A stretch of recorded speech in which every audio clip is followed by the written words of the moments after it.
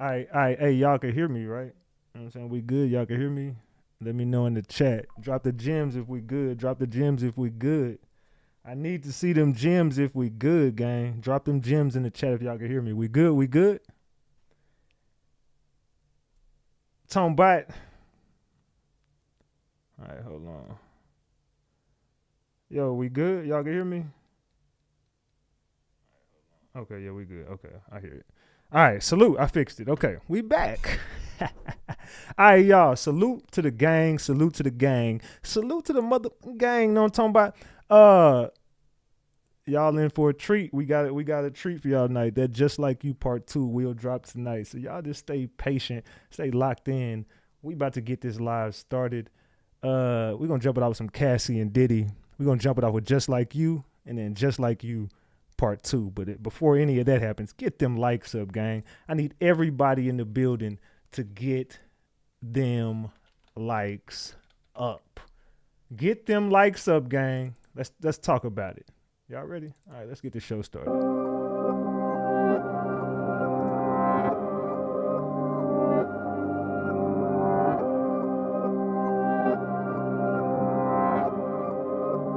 That's what we're here for, having a good time. Walking on the moon like I'm Mike Jackson. Better watch your bitch, cause I grab it. He blowing up your phone, that's quite tragic.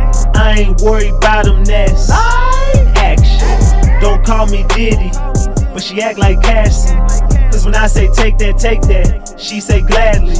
But don't call her Cassie, cause I'm nothing like Diddy. So put them hands down, she no hands down, I'm the man in my city. Oh no, y'all already know that I hug the road. Oh no, this girl out her dome, blowing up my phone. Oh no, she know I'm a dog, I ain't coming home. All dogs link up with the dogs, trying to get a bone. I don't do take backs, in the bed I make her lay flat. And all I do is stay facts, call her Cassie, how she take that. And yeah, she take that from the front door to the bedroom. She a big freak, she get roll head in a 4x4, I need leg room. Shout out to Memphis, cause I'm on my gritty. Just call her Cassie, I'm not on my Diddy. I'm on the road getting hella paper. We going up just like an elevator. Oh no, that's too soon, like I'm outside with my new boo. And that's too true, it's like voodoo. How my new truck got new shoes. New shoes, couple new things, had to switch it up. I got a new team, had a new dream about the old days when I was puffing combs of that blue dream. Don't call me Sean Don Juan, cause I don't do sex slaves. But when I hit my crib, I need my meal prepped and my bed made. Don't call me Diddy, but she act like Cassie. Now I'm just trolling, plus I'm smoking, and you know it had me. Walking on the moon like I'm Mike Jackson. Better watch your bitch, cause I grab it. He blowing up your phone, that's quite tragic. I ain't worried about him, that's action. Don't call me Diddy, but she act like Cassie. Cause when I say take that, she say gladly. But don't call her Cassie, cause I'm nothing like Diddy. So put them hands down, she no hands down, I'm the man in my city.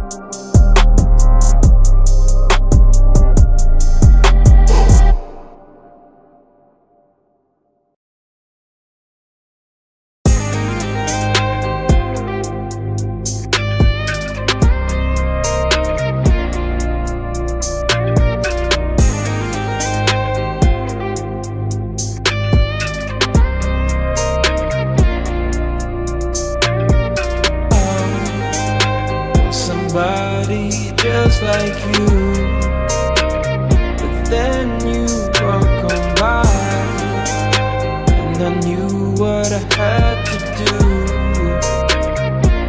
The way you're moving, See, looking, you probably won't find her. Got her rocking my chain like I signed her. You gotta remember the nights where you lied. She cried. If that's yours, then how I get behind her? Trust me, I got her, it'll be alright. You had her in the dark, I'ma bring her to the light.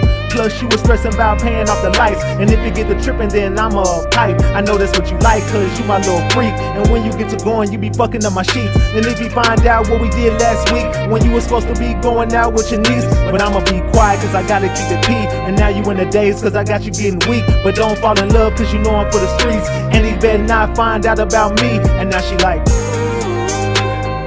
mess with my mind, turn down the lights, you know I'm so into you, man, this girl been blowing up my phone. But I don't hit back cause I be up in my zone. Hit D&D, wanna be alone. She OD, wanna be up in my home. Fuck that, I can't get attached. I been cracked that, you can have it back. These hoes I don't trust on top of that. I'm just spitting facts cause that won't last. These hoes love going back to the past. Back to the stress and back to the laugh. Meanwhile, you be sitting having flashbacks. Sitting back just trying to make the math mad. Not me, I'ma chill and get the last laugh. Kick rocks, I'ma leave the past in the past. Block the number, now she crying, yeah, now she mad. Now she pill popping, taking half of a half. So sad, she just worried about the next play. Play victim, do the same thing the next day. Sit back, you can wait on that day. Karma come, but it don't got a set date. But I'ma be quiet cause I gotta keep it pee. And now you in the days cause I got you getting weak. But don't fall in love cause you know I'm for the streets. And he better not find out about me.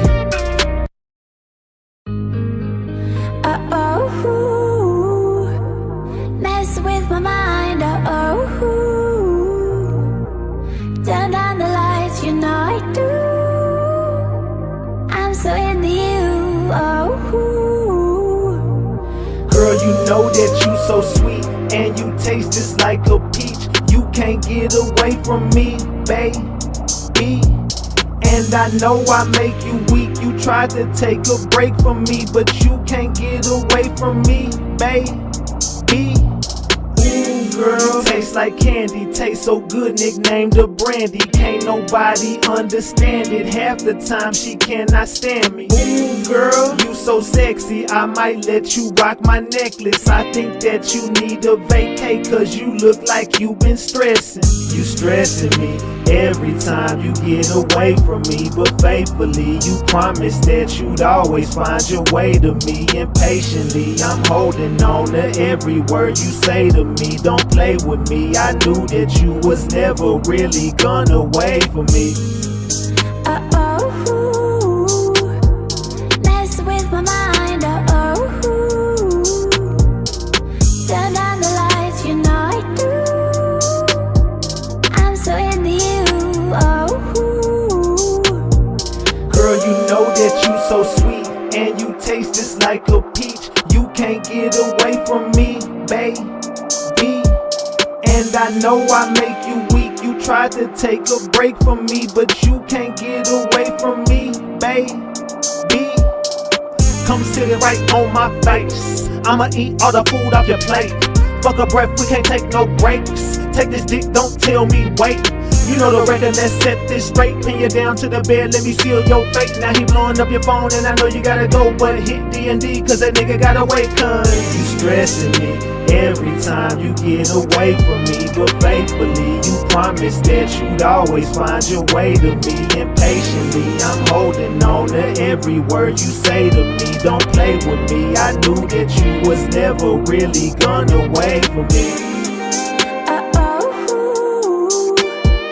mess with my mind,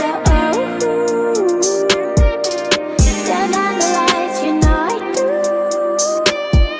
I'm so into you, Girl, you know that you so sweet. And you taste just like a peach. You can't get away from me, baby. And I know I make you weak. You tried to take a break from me, but you can't get away from me, baby.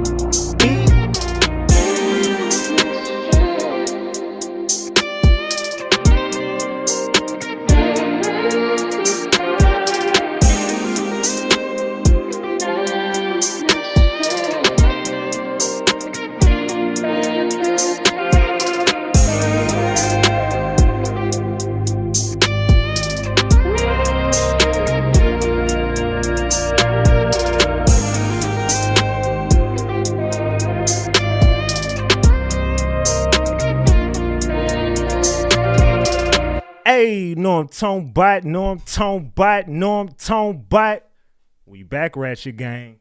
We back with another one. We back with another banger. Let's get the likes up. Look, you might have forgot. Hell, they might have forgot. But you already know it's the king. Too loyal, know I'm talking about Ratchet TV. Hey, y'all already know, man. Y'all already know. Get the likes up if you're in the building. And if you're new to the channel, hit that subscribe button. Tap that notification bell so you can get the drop whenever I drop. So boom. Man. We got to talk, Ratchet Gang. Salute to Sin for that 10-piece. Salute to Bossy. I think Bossy threw up a 10-piece. Shit, I can't remember who the hell else threw up some money. Salute to Bossy for that 10-piece. Salute to Sin for the 10-piece. Salute to Sin for being a member for 33 months. Drop the flowers for Sin. Salute to Leash for being a member for 10 months. Top G Mod. Salute, drop the flowers for Leash. Salute to Nails by Felicia for being a member for 30 months. Also 33 and 30. Damn, y'all been here for a long time. Salute to Nails by Felicia. She said get them likes up. Salute, throw them flowers up for Nails by Felicia, Leash, and Sin. Salute, y'all. Salute. So boom. Man. We got to talk, Ratchet Gang. We got to chop it up. Look, tonight we got to chop it up about this I was gonna call him T Diddy. Well, shit, it might as well. I was gonna call him T Diddy. We gotta talk about TD Jakes and P Diddy. You might as well just call him T Diddy at this point because they both running plays. Both they ass out here running plays. They both moving and shaking. Y'all heard that audio that I dropped on Instagram? Go check out that audio of TD Jakes. He was clapping somebody's cheeks allegedly. And everything I say is alleged. And it's all under the Fair Use Act.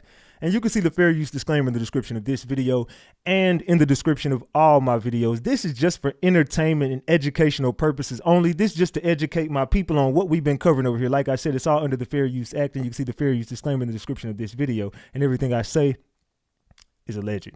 Allegedly, y'all. So let's talk about it, man. Let's talk about it. There's some weird stuff going on in this T. Why do I keep almost calling him T Diddy? In this TD Jakes situation, man, Takes D is what they should call him. Take that, Jakes. Take that, Jakes. So take that, Jakes and P Diddy. It's a lot of plays being ran. P Diddy is allegedly coming home either tomorrow or Thanksgiving Day. Allegedly.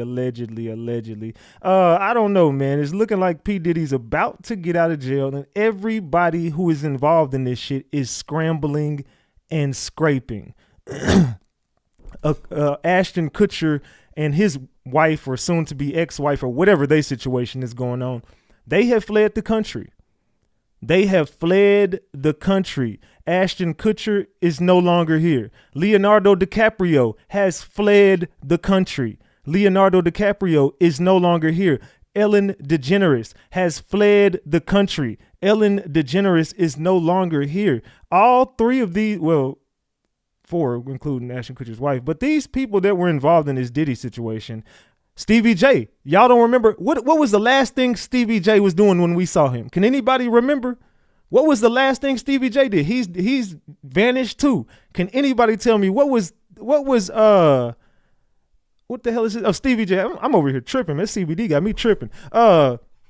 Somebody tell me what was the last thing he was doing? They said driving in the car. Salute, Leash. Salute to Big Just Say It with your chest for that 5-piece. She said, let's go, King. Salute. The last time we seen this man, he was on the highway, and we don't know we don't even know if he ever made it to the destination. He just took a random video driving, letting you know, I'm done.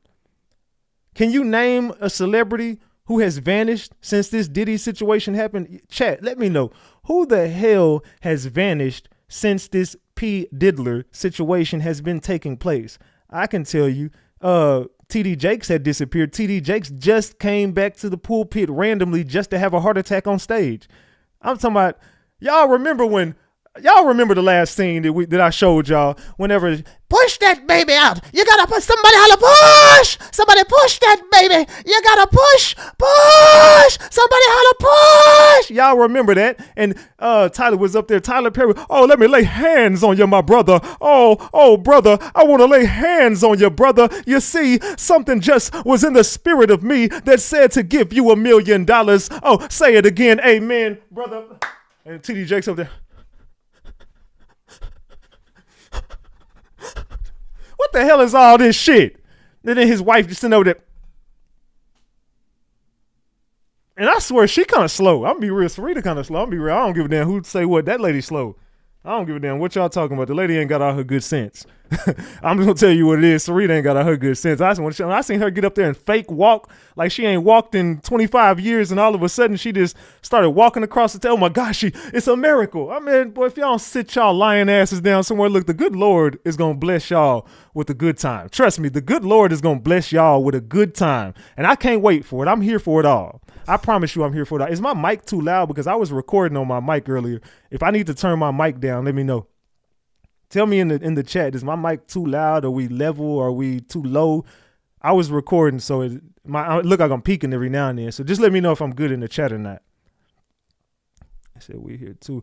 Said big facts, and that's why he married her, because that man ain't got all his good sense. That man crazy as hell. Last time I don't even got time to talk about that big sweaty mess of a man. That big sweaty mess of a man. Salute. Say you good? I'm good. Okay, cool. I sound perfect. All right, salute. Not so much what, Leash? Say I'm good. Everybody say I'm good. Everybody says I'm good. Okay, cool. All right, looks like we good. Looks like we good then, chat. All right, so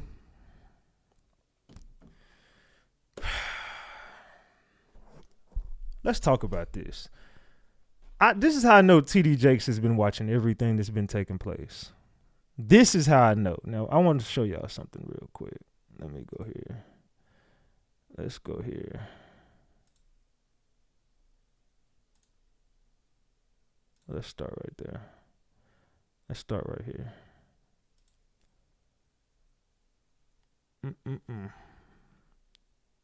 All right, hold on.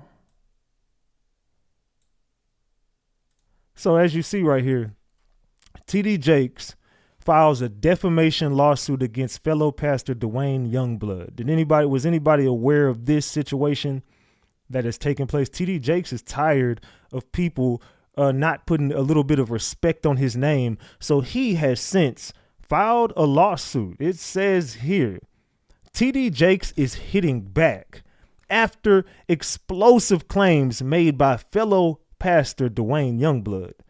Jakes has filed a defamation lawsuit following Youngblood's recent allegations on the Larry Reed Live podcast that Jakes attempted to broom and assault him when he was a teenager. Youngblood, through his attorney Tyrone Blackburn, is demanding $6 million to settle the matter privately. If Jakes doesn't pay, Youngblood has threatened to sue for sexual assault and harassment. Man. So he finna get an SA lawsuit. He either gonna pay him $6 million or he is going to get a SA lawsuit. So TD Jakes is about to get hit with a big lawsuit, y'all.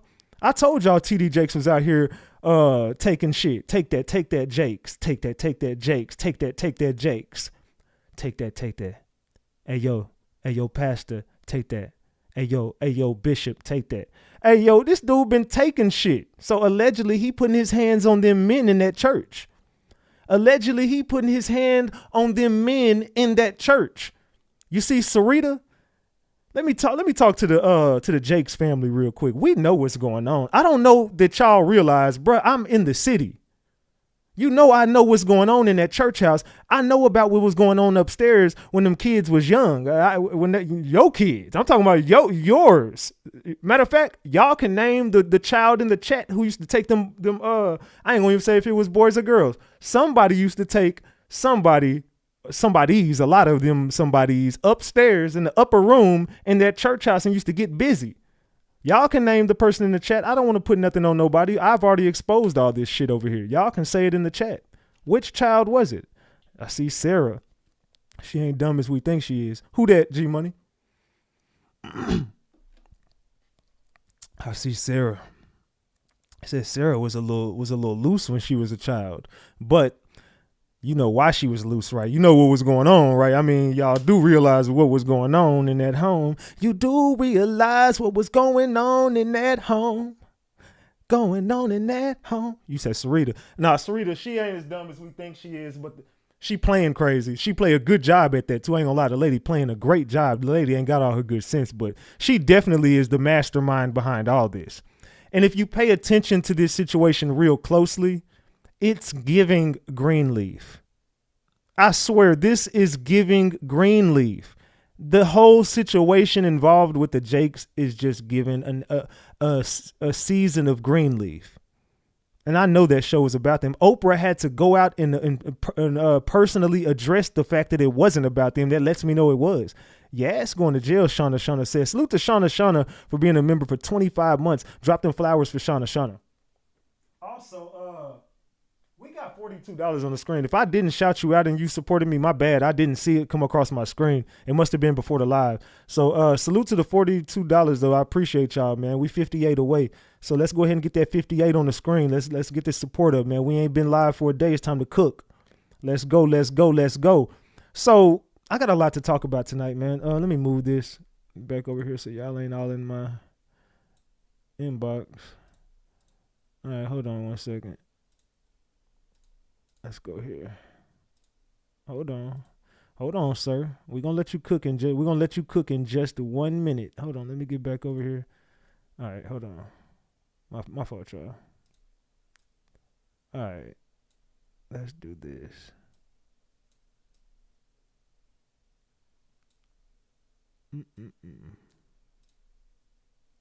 My bad, y'all. Y'all know players fuck up. Y'all know players fuck up, man. My bad.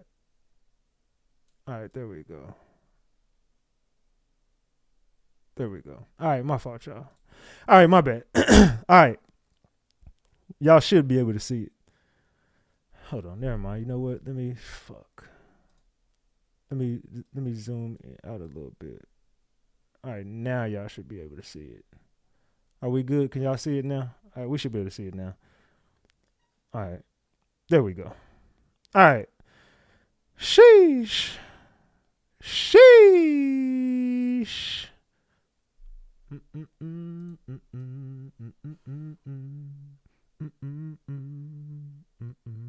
All right, there we go. My bad, gang. All right, we should be good now. Salute to Jess B for that 20-piece McNugget. I appreciate you, Jess B. Salute. You're ready to cook, and we're ready for you, Big Ratchet. Salute to Jess B for that 20-piece. I appreciate you. Salute. All right, we're finna get this started, man. Let's talk about this for a minute. We got 62 on the screen. All right, so what is this we got here? Let me get over into my receipts real quick, man. Let me get over to this folder. So if you're looking on the screen, you see Bishop T.D. Jakes sues registered S offender Dwayne Youngblood for defamation over SA allegations. Claims that fellow pastor is attempting to extort him for personal and financial gain. Oh, man, he's saying this dude trying to extort him. Bishop T.D. Jakes, 67, has filed a defamation lawsuit against fellow pastor Dwayne Youngblood, who has accused the religious leader of attempting to SA him decades ago. This was unveiled during a Larry Reed Live podcast claim that Jakes tried to broom Youngblood and allegedly attempted to hug and kiss him when Youngblood was 18 or 19 years old. The lawsuit was filed just 1 day after Jakes suffered a medical emergency during a sermon at his church, which his legal team has suggested may have been caused by the stress of the accusation. So,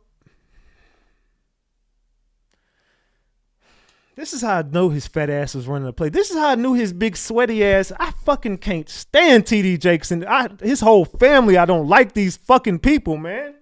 I knew it. Didn't I told y'all? See y'all. No, man. See you going against the good Lord's people, Ratchet. You can't be doing that. God gonna get you. Yeah, he gonna use me to expose this motherfucker. That's what God is gonna use me to expose the fuck out of this man. This man. I hope he gets sued for SA. I can't wait for him to get sued for SA.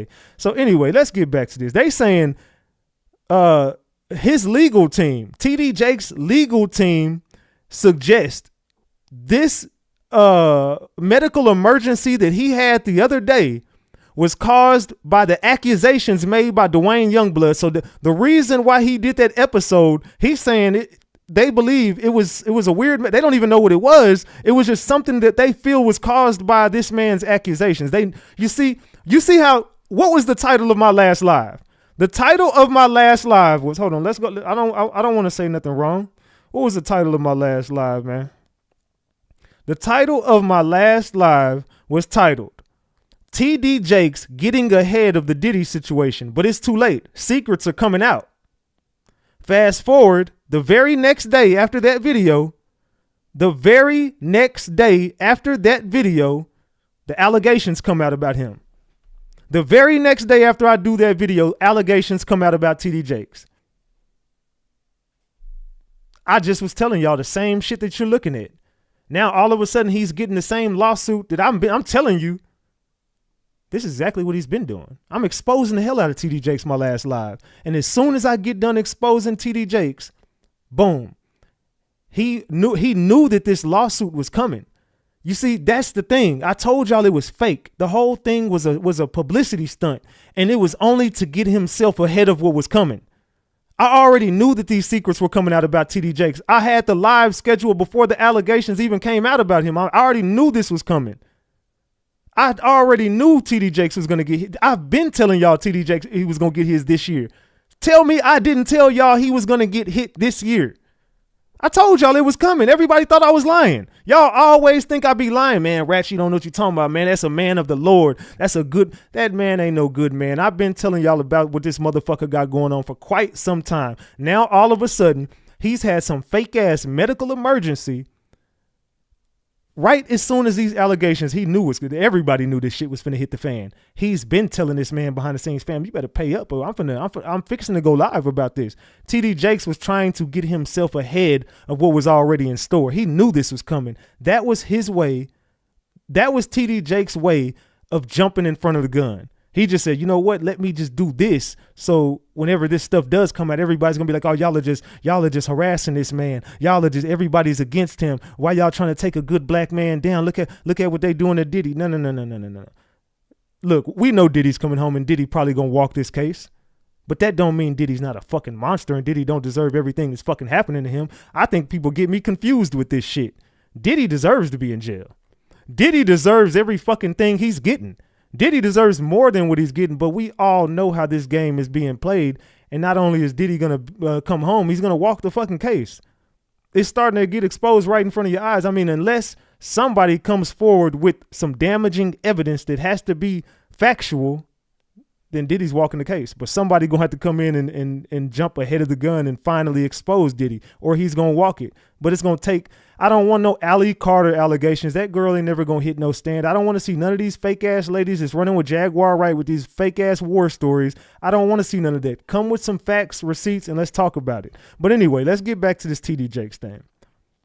Y'all can let me know how y'all feel in the chat. Anyway, they're saying the stress of these accusations is what caused him to have this medical episode. They said in the podcast, Youngblood accused TD Jakes of inappropriate behavior and ordered Jakes to pay $6 million to resolve the matter quickly and privately.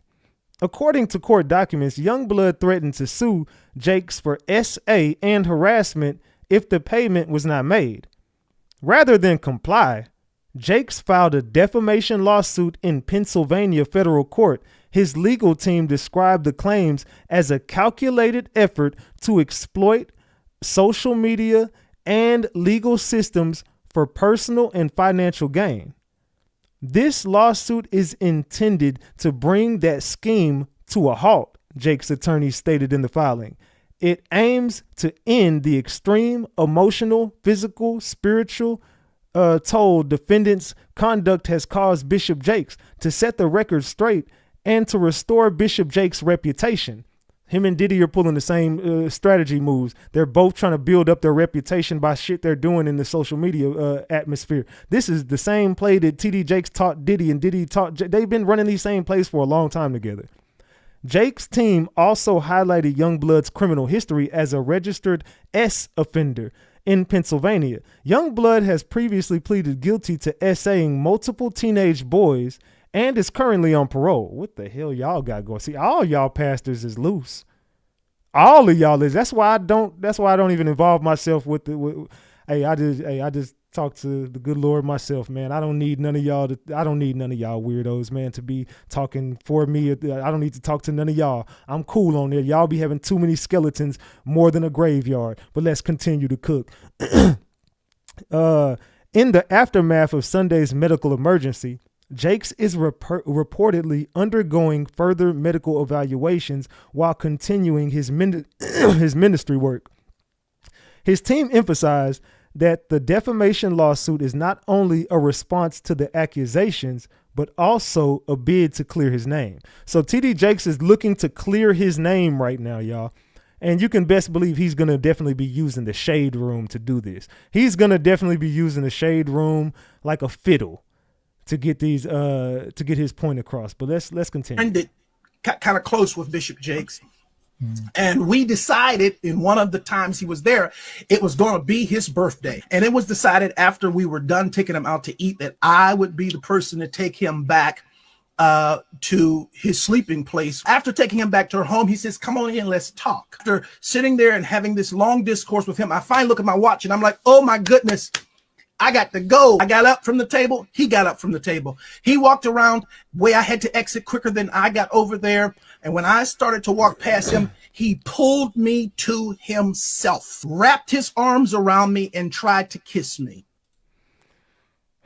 This man said TD Jakes wrapped his grizzly bear arms around him and gave him the biggest bear hug and pulled him as close as he could, looked him deep into his soul and tried to capture a kiss. Now, we all seen TD Jakes with that tight ass red shirt on when he was trying to pump up his chest for that man. And he was like, I'm just thinking of you. And it was like 2:00 in the morning and he was sitting over there. I would. Have you ever been swallowed? Daddy, I see the wood. This motherfucker TD Jakes this dude is a monster and a menace. This dude is a monster and a menace. TD Jakes wrapped his arms around him with that tight blouse on. I'm just going to guess he was wearing a blouse or some tight fit undershirt where he thinks them big dudes be thinking they swole as hell and they put them little tight ass shit on there. You know what I'm saying? The sleeves be tight as hell and shirt. Like, bro, why is your big ass in that medium shirt? First of all, take that little bitty ass shirt off and put you a 2X on, cuz. Like, come on, dog. Cut that feminine. Come on, dog. I don't know what you got going on. Your ass is loose. Big dudes always thinking they swole. Fam, you not swole. Fam, you just big with a tight shirt on, fam. Come on, cut it out. Cut the cap. Get in the weight room. So I know this little skinny ass dude ain't talking, dog. I will break that. Man, boy. All right. Don't get, all right. Nah, all right, let's continue. And in that moment, I literally died. And in the morning, I step into our bathroom and my home phone rings. My mother answers the phone and she says to me, my mother answered the phone and see, I think all of y'all got a little, you know what I'm saying, a little sugar in y'all cornbread. I'm gonna be real. I think a lot of you pastors got a little bit of sugar in your cornbread. Wayne, it's Elder Jakes. And when I get on that telephone, I can hear water. We befriended kind of close with Bishop Jakes. And we decided in one of the times he was there, it was going to be his birthday. And it was decided after we were done taking him out to eat that I would be the person to take him back to his sleeping place. After taking him back to her home, taking him back to his sleeping place. See, it sounded like y'all was trying to do some shit already. Fam. I don't know bath. What is you talking about? Fam, you may take you back to your sleeping place? No, hell no. The fuck, I don't want you to take me back to my sleeping place. The fuck you talking about, dog? No, you know what? I'll catch an Uber. Tub. And hold on. What happened with the tub? He says to me, without any hesitation, there's 3 things I need you to do. Hold on. What the? Hold on. He says, come on in, let's talk. After sitting there and having this long discourse with him, I finally look at my watch and I'm like, oh, the first one is, when I come to Pittsburgh, you're going to be the only person I sleep with. The second one is, you can't sleep with anybody else because I don't want to give my wife anything. And thirdly, I will take care of you the rest of your life in a bathtub. And in that thing, he says to me, without any hesitation, there's 3 things I need you to do. The first one is, when I come to Pittsburgh, you're going to be the only person I sleep with. The second one is, you can't sleep with anybody else because I don't want to give my wife anything. And thirdly, I will take care of you the rest of your life. Look, TD Jakes couldn't wait to go live and do this. He knew this shit was coming. He said, you know what? Let me get my vibration on, okay?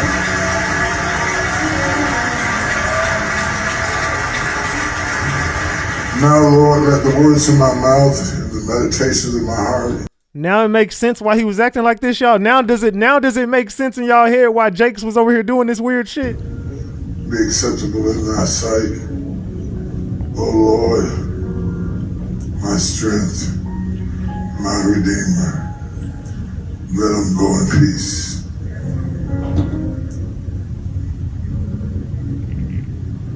How much you want to bet no doctor's going to be able to determine what the fuck is wrong with him? Because ain't nothing wrong with him. And I'm telling you right now, fam, and I mean this shit, like, I get chills as I say this shit, dog. Straight up, Jakes, you a bitch. Like, straight up, fam, like, you using God, bro.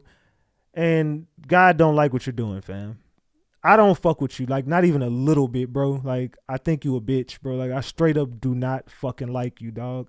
I pray that everything gets revealed. It ain't up to me to give you your karma. It ain't up to me to judge you. It ain't up to me.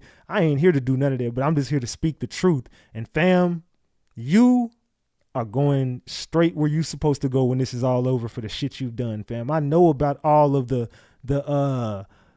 people you paid off to pretend like you did miracles in all them cities, especially North Carolina. You know how many people I know up in North Carolina, South Carolina, fam, where you ran them plays at? And I'm telling you North Carolina specifically so you know exactly what the fuck I'm talking about. You remember when you was out there in North Carolina, fam. And Dallas. I know about the people in Dallas because I live out here. I don't give a fuck if you know that, what we doing. You know what I'm saying? But definitely, you definitely was running them same plays in Dallas, and you definitely was running them same plays in North Carolina, fam. I know who you are.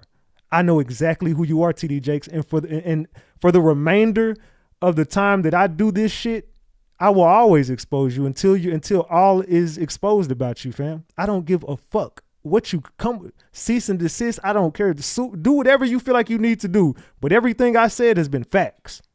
Allegedly.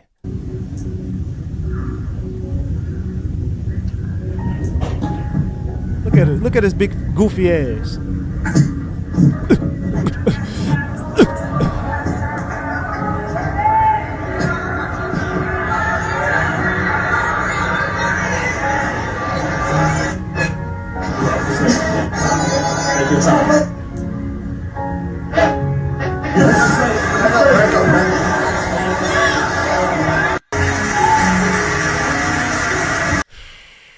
Man.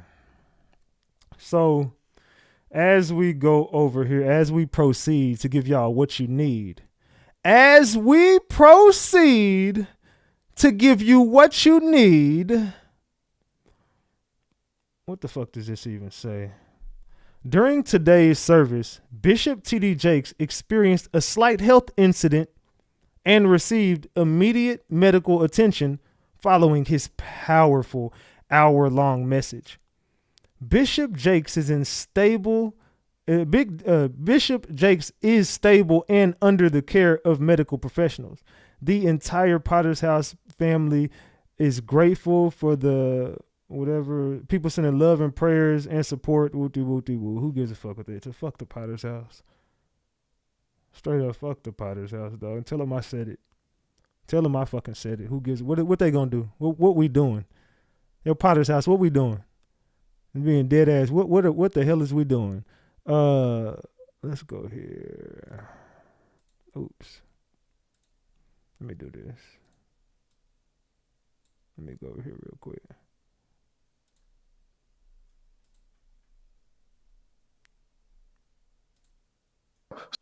All right, hold on. Give me a second. All right, here we go. All right, let's get over here.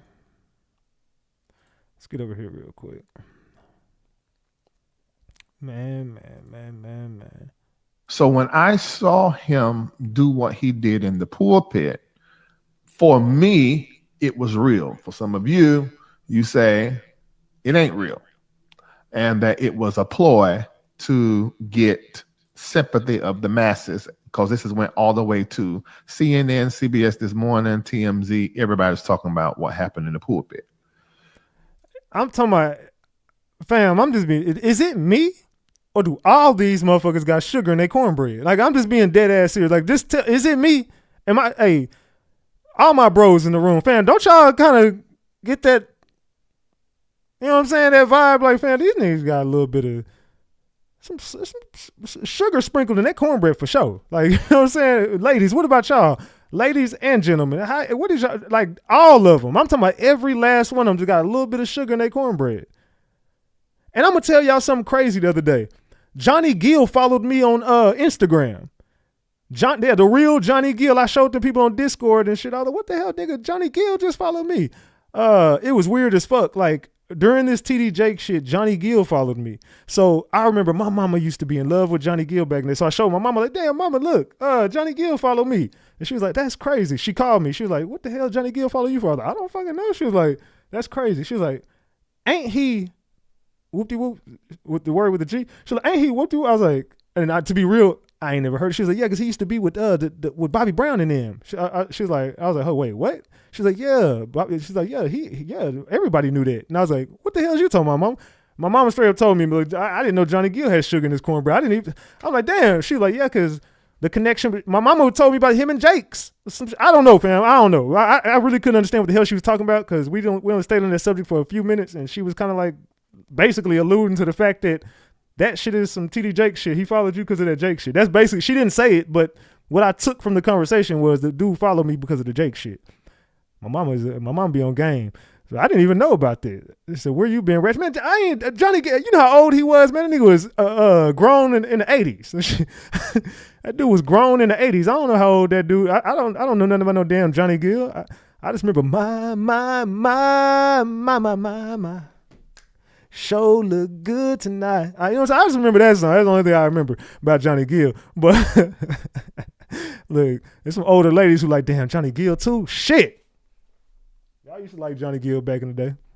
I know y'all did. All right, it's a show look good tonight. You know what I'm talking about? Tevin Campbell too. Yeah, Tevin Campbell, all of them had a little sugar and spice in the, you know what I'm saying? A little sugar and pumpkin spice and shit. Now let me say this.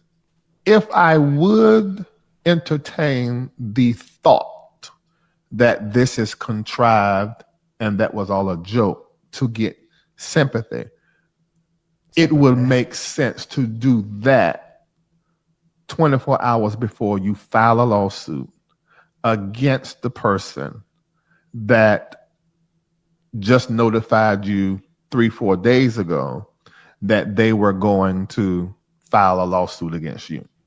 I don't know what the letter said, but I knew about it. And I knew that this had to really hit Bishop Jakes and really cause some kind of, anguish of some type and kind, because. So let's pause it right here and think about this. We know the lawsuit made this happen because if you had a medical emergency and you didn't know what the fuck that was and you really just had a stroke or a heart attack. See, y'all, use your heads for a second. Please use your heads for a second, y'all. My grandmother had a stroke. You know what I'm saying? And that stroke caused my grandma to die. I don't play about this shit. This ain't funny to me. This ain't no game, bro. My grandma had a stroke and ended up getting MS from the stroke. You understand that? Like, bro, a stroke is some serious shit. A heart attack is serious shit. So either one we're dealing with, whether it's a stroke or a heart attack, that is some serious stuff that we're talking about. There's no way you're in a courtroom filing a lawsuit within 24 hours after having a stroke or a heart. It's not happening, fam. That is fake. Y'all need to understand and stop saying that he's a man of God, and understand who the fuck you letting pray for you and preach to you. Understand what the hell skeletons that man really got in that closet, and he deep in that closet. There's some skeletons deep in that motherfucker, allegedly, but we gonna continue. Stop letting people fool y'all, man. This was something he heard about before. He's heard about for years. It's been discussed for decades. They've had these conversations back and forth going on around in that community about this. So to us, it salute to J Stay Fresh for that 10 piece. Says this ish is crazy ratchet. People in the industry are scrambling and scraping. Yeah, everybody is scrambling and scraping right now. may seem new, but it's really not to them. To Dwayne, to I think he said Tim Anderson, which Richard Youngblood, some other people that was mentioned in part two, and to Bishop T.D. Jakes and probably his family. So yesterday, him being overwhelmed. Earlier, you see in the video, his wife was praying for him and edging him on, which is pretty norm. But we sort of saw in that it was as if, at least I did, it was as if there was something that they knew that they were against. Exactly. Fam, trust me. I understand trying to protect your reputation. Trust me, believe me. If anybody understands having to protect your reputation and for dear life and meeting shit head on and having to address shit in whatever way you have to, I get it. But you're in church. This was pre-planned. Like this is serious. I guarantee you, any medical professional is not going to be able to determine what the fuck that was. They're just going to say, just get some rest, sir. Because they're going to take it serious because they're not going to think he was lying, but they're going to be like, I don't see nothing with these tests. You're healthy, sir. I just get some rest. I'm not sure. He's like, oh, it's just stress from these accusations. Yeah, you knew the accusations were there 4 days ago. I started exposing you and I started bringing more shit to the light. Meanwhile, in the background, you and this dude been talking already. Y'all been in communication. Salute to Cocoa Butter for that 10 piece. Says double tap the screen to like the live. Salute, boo. I appreciate you for that 10 piece. Salute. So y'all already was trying to meet this head on. You knew it was coming. Sarita knew it was coming. Everybody knew that that's why she was pushing you up there to go, because everybody knew what you was about to do. That's why you looked up and was because you wanted to see the reaction of people. You knew that you were doing this and you knew that you were playing on people's hearts. You knew this, allegedly. You knew this. Sarita knew this. The family knew this. Everyone who rushed up there knew that this was fake, and you were only doing this to protect your image, because you knew that these allegations were about to hit the streets. So you tried to jump in front of the train and come on, dog. You tried to do it, but you used God, bro. So you know what's going to happen now? You're fixing to come up off some money, because not only is this, trust me, there's going to be a Me Too movement on you, Jakes. You're connected to Diddy. You're not escaping this shit. There's going to be a Me Too movement.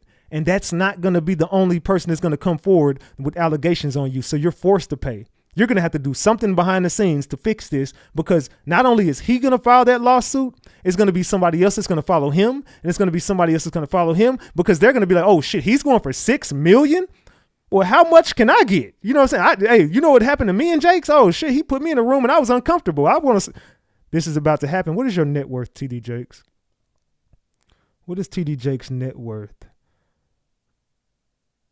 What is TD Jakes' net worth?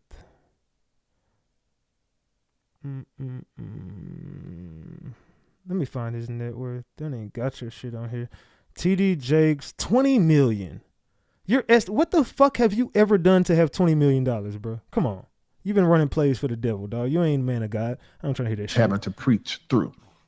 And now we know what it is. Just hours ago, Bishop T.D. Jakes has filed a lawsuit against Dwayne Youngblood for defamation. Now, I'm no lawyer. There we go. with that, and we're gonna get to TD Jakes. I'm not gonna address this too long. I'm gonna just get off this in 1 second.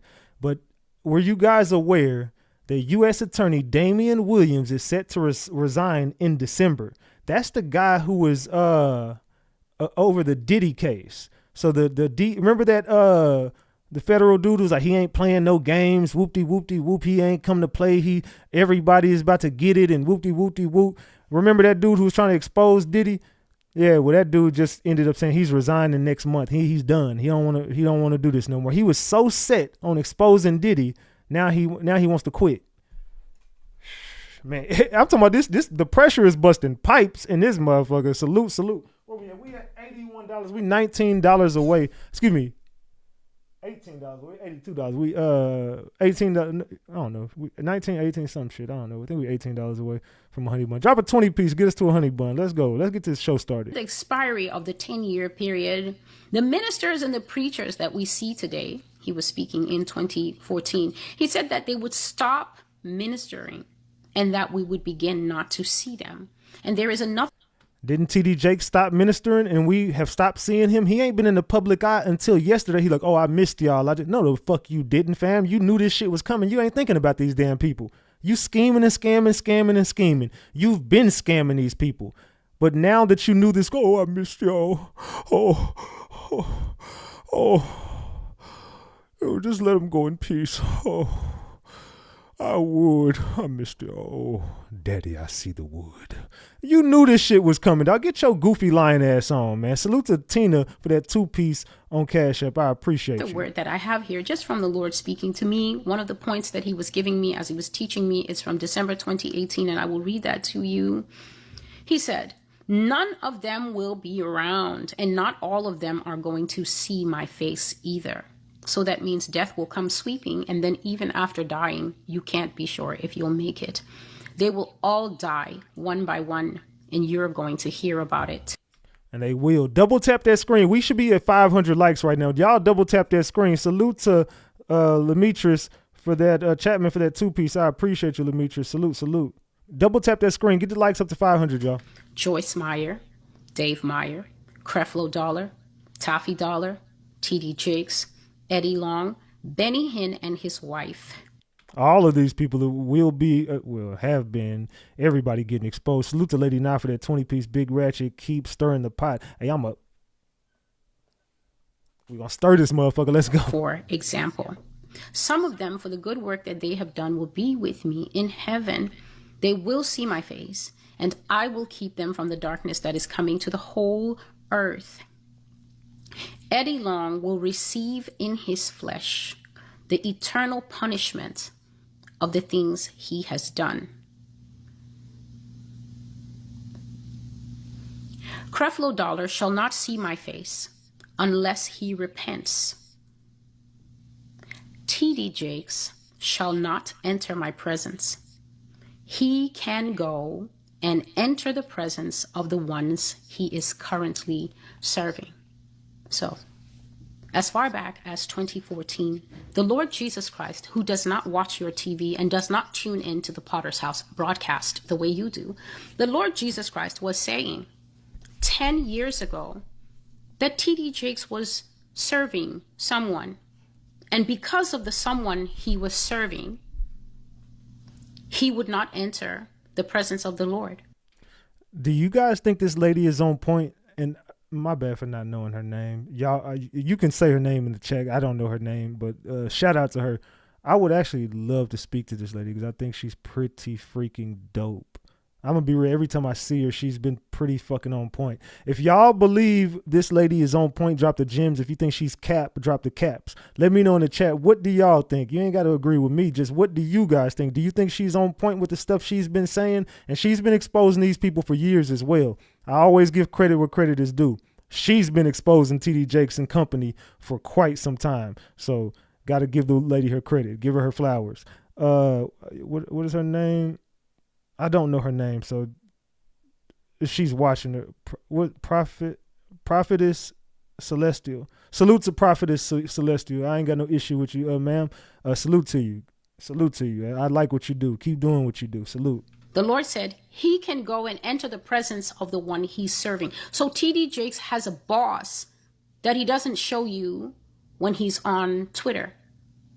He has an employer that you are unaware of. So he had a boss back then. And God was already saying back then that this man would not enter his presence because of the boss that he was serving. So now God, who knew what I did not know, shared with me so that I would also know. But for 10 years, where were the videos that I made? Who did I tell? Who did I whisper to? You will never believe the names that I have written down in my notebook. I see mixed reviews on her. I see a couple people saying she's a false prophet. I see a couple people saying whoop-de-whoop-de-whoop. I don't know what it is. You know what I'm saying? It's kind of like the Candace Owens thing. A lot of people feel a certain way about Candace Owens. I don't know the lady. I don't know this lady. I don't judge people off what other people say. I can only go off what I've seen. I've never done a background on this lady. I've never dug into her content. I don't know what she talks about. The only thing I have ever seen is what I've came across because I was researching shit and she came up in my research. Just like Candace Owens came up in my research on certain things. I don't follow Candace Owens. I've never seen a live video from her. I've only seen what I've researched and found based on what I was researching. I went looking for information and found her. Just like I went looking for information and found her. So, I mean, I can only go off what I see with my own eyes. And I think she's dope. So I don't know. Maybe she is whatever y'all say. I don't know. Nobody knew. Because you don't talk about things that God doesn't tell you to talk about. You don't run your mouth. It's part of the training. It's how you know the real from the fake. If he can't even take you into his private counsels without you telling your mother, boyfriend, husband, and your little private blog, then you know that you're not a prophet. You're not trained, you're not crushed, you're not prepared. And your spirit is not subject to you. It's just wild, and everything you hear you want to talk about. So, in fact, many ministers will die during these 10 years. Some will drop dead in the pulpit. So this death thing is consistent.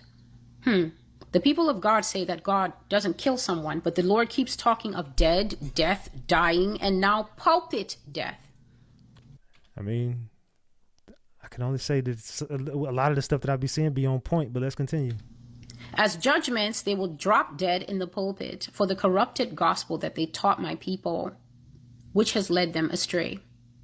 Many of them will die and enter into eternal judgment as a result of the things that they are saying, while a few of them will die to keep them from entering into eternal judgment. 2 people I've mentioned like that. Both of their names are in another prophecy. Kim Clement, Miles Monroe. Both of them starting to get off track. Both of them lured aside because of the glitz and glamour of all the people clapping. It's so accurate. Some of them will only die to keep them from suffering. The Lord sounded very stern when he spoke about the pastors who don't preach the true gospel of Jesus Christ and how they are deceiving and misleading the people. And here is a piece I did not share. At this point, I tried to intercede for them and for people in general. After all, God saying that he will shake the earth and strike these powerful ministers was a tough thing to hear, and I could not stay silent.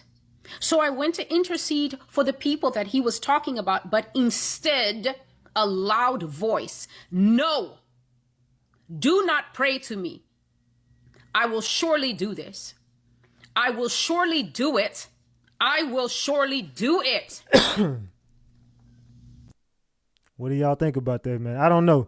Like I said, I've come across her content a few times, and I just think that she was on point about some shit she said. So with the research that I came up with, she just was somebody credible for what I was covering.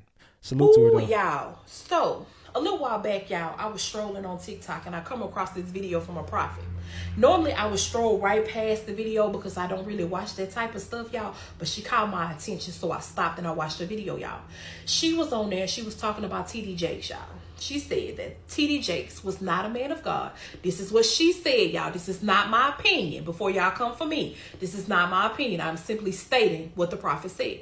She said T.D. Jakes was not a man of God. She said he stepped out on his wife umpteen times, but not the typical way that men step out on their wives. He stepped out with other men, and he prefers little boys. I don't have to go. Do y'all believe that? I'm not going to say nothing. I know what's going on. But do y'all believe that's true? Do y'all believe that Jake stepped out on his wife with other men and prefers younger men, boys? Whatever. If you believe it, drop the gems. If you think that's a lie, drop the caps. Do you think Jakes stepped out on Sarita with another man or men? Drop the gems or the caps. Gems or caps, flood the chat. Do you believe T.D. Jakes has been with other men? Do you believe that? Allegedly. Has T.D. Jakes been with men? Little boys, whatever they saying. I don't know. Let's continue. Once a deputy tells y'all know what I'm talking about. He prefers little boys, baby boys who are not big enough to tell what is going on. She said it's going to come to light and he's going to be fighting this in court until the day that he dies. Look, this stuff has already came out. Like these people, this lady, these people, a lot of people are saying T.D. Jakes, this court shit has been supposed to come out. Everybody knew this was coming. I knew this was coming. I've been telling y'all all year, ever since I've been exposing T.D. Jakes, bro. You know, I lost people that I was actually cool with because I started exposing T.D. Jakes and Diddy, and they said that I was so wrong about everything I was doing, and I was just trying to tear down our community, and they can't believe that I'm going along with the agenda of taking us down. I'm like, what the fuck is you talking? Do you not know that I'm not saying nothing this cap? I know what I'm talking about. Like, do you forget you talking to Ratchet TV? I don't care that maybe you do think I'm a liar then. Obviously, you might think I'd be lying up here. You probably think I just go live and start lying about whatever. But obviously, you're not a real supporter of me, and you're not someone who really taps in, because if you knew like I know, these allegations are nothing new. This is nothing that everybody else isn't talking about. You think the whole Potter's house don't secretly whisper? They know about the little boys. They know about the allegations with the men. They know that Jake's got sugar in his cornbread. That's what this lady said. She also stated that he will take a major fall in front of his congregation before it starts to happen, before it all starts to unfold. Yesterday, y'all, T.D. Jakes in front of his congregation, y'all, he got stuck. Now, I didn't go back and look and see what his medical emergency was. Was it a heart attack, a stroke, or was it anything? I don't know, because I didn't go back and research that and see, y'all. But I know I saw the video myself that he got sick during a sermon in front of his whole congregation. Members of his congregation had to run up on stage and grab him so he didn't fall over and face plant in front of his congregation during a sermon. She spoke it, y'all. She spoke it. That woman said that this was going to happen. This was a prophet. Go watch the videos, y'all. I want you to type into your search bar when you get off of here and type in, what did the prophet say about T.D. Jakes? That's the first video. And if you haven't seen the second video with T.D. Jakes becoming ill on the stage in front of his congregation just yesterday. Bye, y'all. What do y'all think? Has the prophet lady been right? Do y'all think that the prophet lady's been right? I ain't saying that she's a prophet or I don't know what's going on with her. I'm just calling her the prophet lady because that's what everybody calling her. So do you think the lady is right? Drop the gems. If you think she's capping, drop the caps. But she did call it. You got to give her, even if she just is making shit up. Hell, she made up one hell of a story. Then she was right on the money with that lie, if that was a lie. So when I saw him do what he did in the pulpit, for me, it was real. For some of you, you say it ain't real, and that it was a ploy to get sympathy of the masses, because this went all the way to CNN, CBS This Morning, TMZ. Everybody's talking about what happened in the pulpit. Now, let me say this. If I would entertain the thought that this is contrived and that was all a joke to get sympathy, it would make sense to do that 24 hours before you file a lawsuit against the person that just notified you 3-4 days ago that they were going to file a lawsuit against you. Make sure y'all double tap that screen to get these likes up. Make sure you guys are subscribed to the channel. This is where the best content is on YouTube. Big Ratchet, Ratchet TV, Ratchet Gang. Get the likes up. Double tap that screen, y'all. Let's go. Get these likes to 500. I don't know what the letter said, but I knew about it. And I knew that this had to really hit Bishop. Michael said, didn't his daughter say something about, yeah, the daughters have addressed him in church. Sarita has addressed him in church. They've been real subliminal. There's friction going on between Sarah, TD, and Sarita.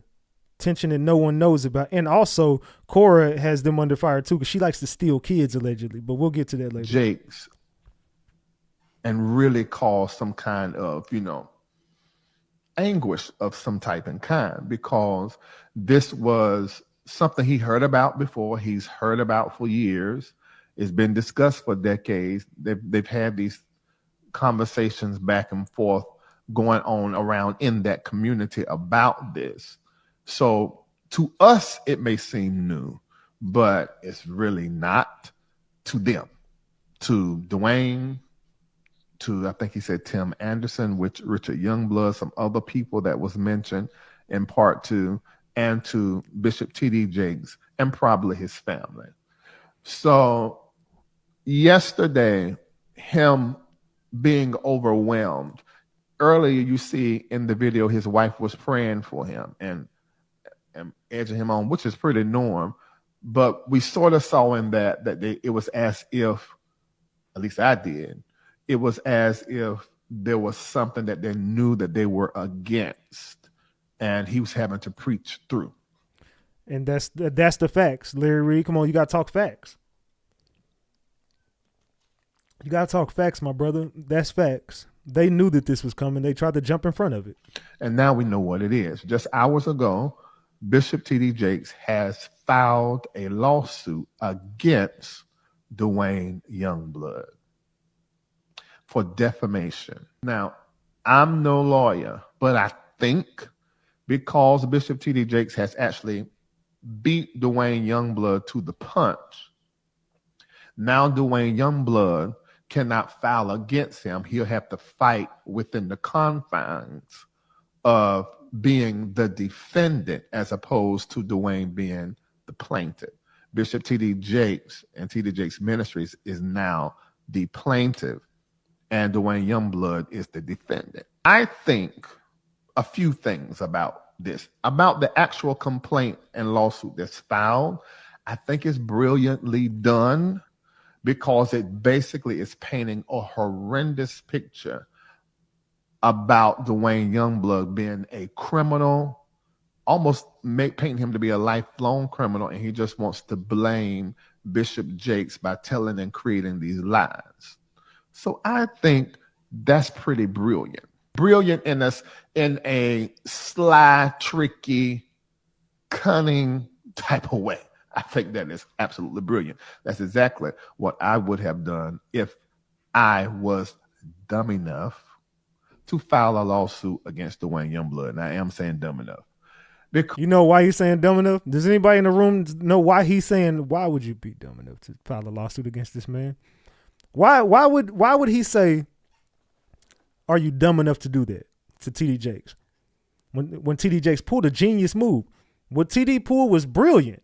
Jump in front of the gun so you could, you know what I'm saying? Hey, look, I'm filing a lawsuit on him. He can't say nothing. You think nothing is going to come of that because you jumped in front of it first. Oh, well, hold up.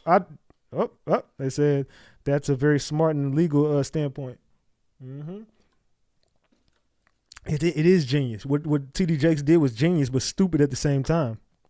Because I dare you to sue me. I dare you. We finna open up every skeleton in this courtroom. Salute to Nails by Felicia for that 10-piece McNugget. I appreciate you, Nails by Felicia. Salute on Cash App. Salute. So this is a very dumb move by T.D. Jakes, because by him trying to do this and you're trying to force his hand now, you think that he's not going to counter when the counter is going to be whoop-de-whoop, and all this shit is going to come out in the courtroom. So now you've not only opened the door for him to file that lawsuit on what he can't file the lawsuit, but I guarantee you somebody is. Even if he can't file it, somebody's about to file on you, TD Jakes. More people are going to say that they were touched by you. More people are going to say they were broomed and assaulted, essayed, and all type of shit with you, TD. Just watch. It's going to come out. The skeletons are about to come out your closet. Because this just opens up some things that, in my opinion, don't need to be discussed, don't need to be shared surrounding Bishop Jakes' name. He this knows what's stuff coming. Online, on YouTube. Who is he talking about on what on YouTube? What's going on YouTube? You see, when they starts talking like this is when I know it was good. What's going on? What is he talking about? This stuff on YouTube? What's going on YouTube? Anybody tell me what's going? What the hell is going on YouTube in this motherfucker? I bet someone sues TD Jakes' little brother who runs the neighborhood in DeSoto, Texas. Well, give me the information on that so I can send the feds over there. Give me the information wherever they at in DeSoto. I'm out here, so I will definitely send them people his way. I think a lot of times with church leaders, you make it more than what it really is because it's difficult to have people talking about you. I got it. But when you then take the person that is talking about you to court, if they are lying, great. Absolutely, that's great. Shut them up, stop the melee. But if they are not lying, or if they have circumstantial evidence, or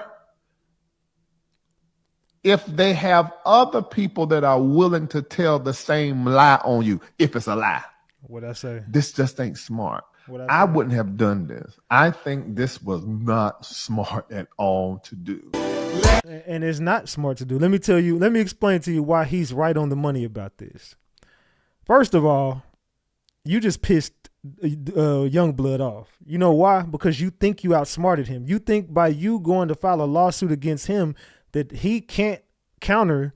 You think that he's done. You think that he's going to get left in the wind, and you think that those words will never come out by anybody in the courtroom. But look, I don't give a fuck if he's lying or telling the truth because I already know what's coming. Let's just say he is telling the truth.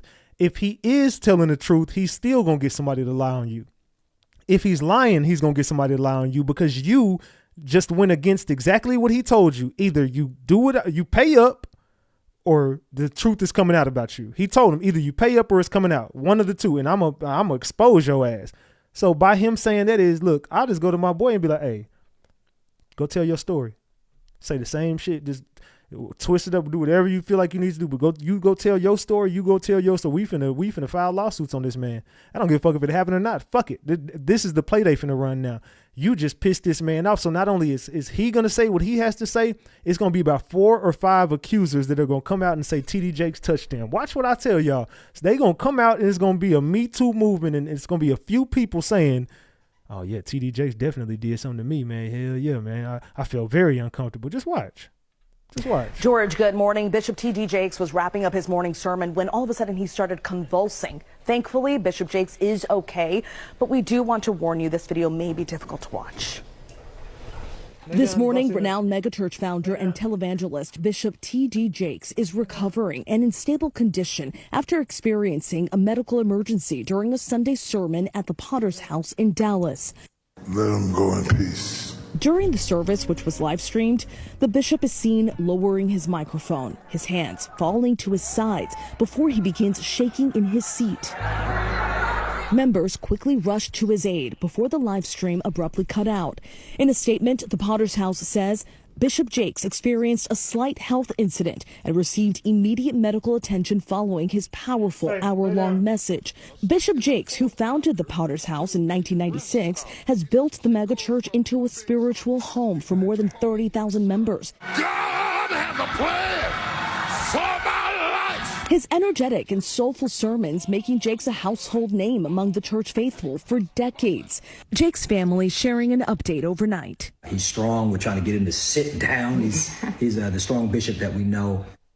So glad he's doing okay. No word from the church on when Bishop Jakes will return, but the church tells us the entire Potter's House family is grateful for the outpouring of love, prayers, and support from the community. Robin.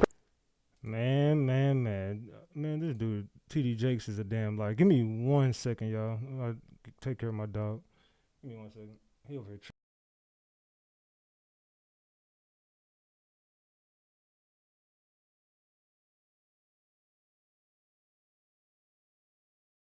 I'm talking about my dog over here tripping. I don't know what's going on with him, but they over here trying to mate, and they just been in their feelings trying to get to each other. Whew. All right. Anyway, let's continue. Let us continue. All right, y'all. What y'all thinking, man? Is TD Jakes a liar, dog? Tell me in the chat. I find it so weird that people out here praying for the downfall of TD Jakes, literally praying that the man die. Like, it's so weird. And it's the same people who call themselves Christians, right?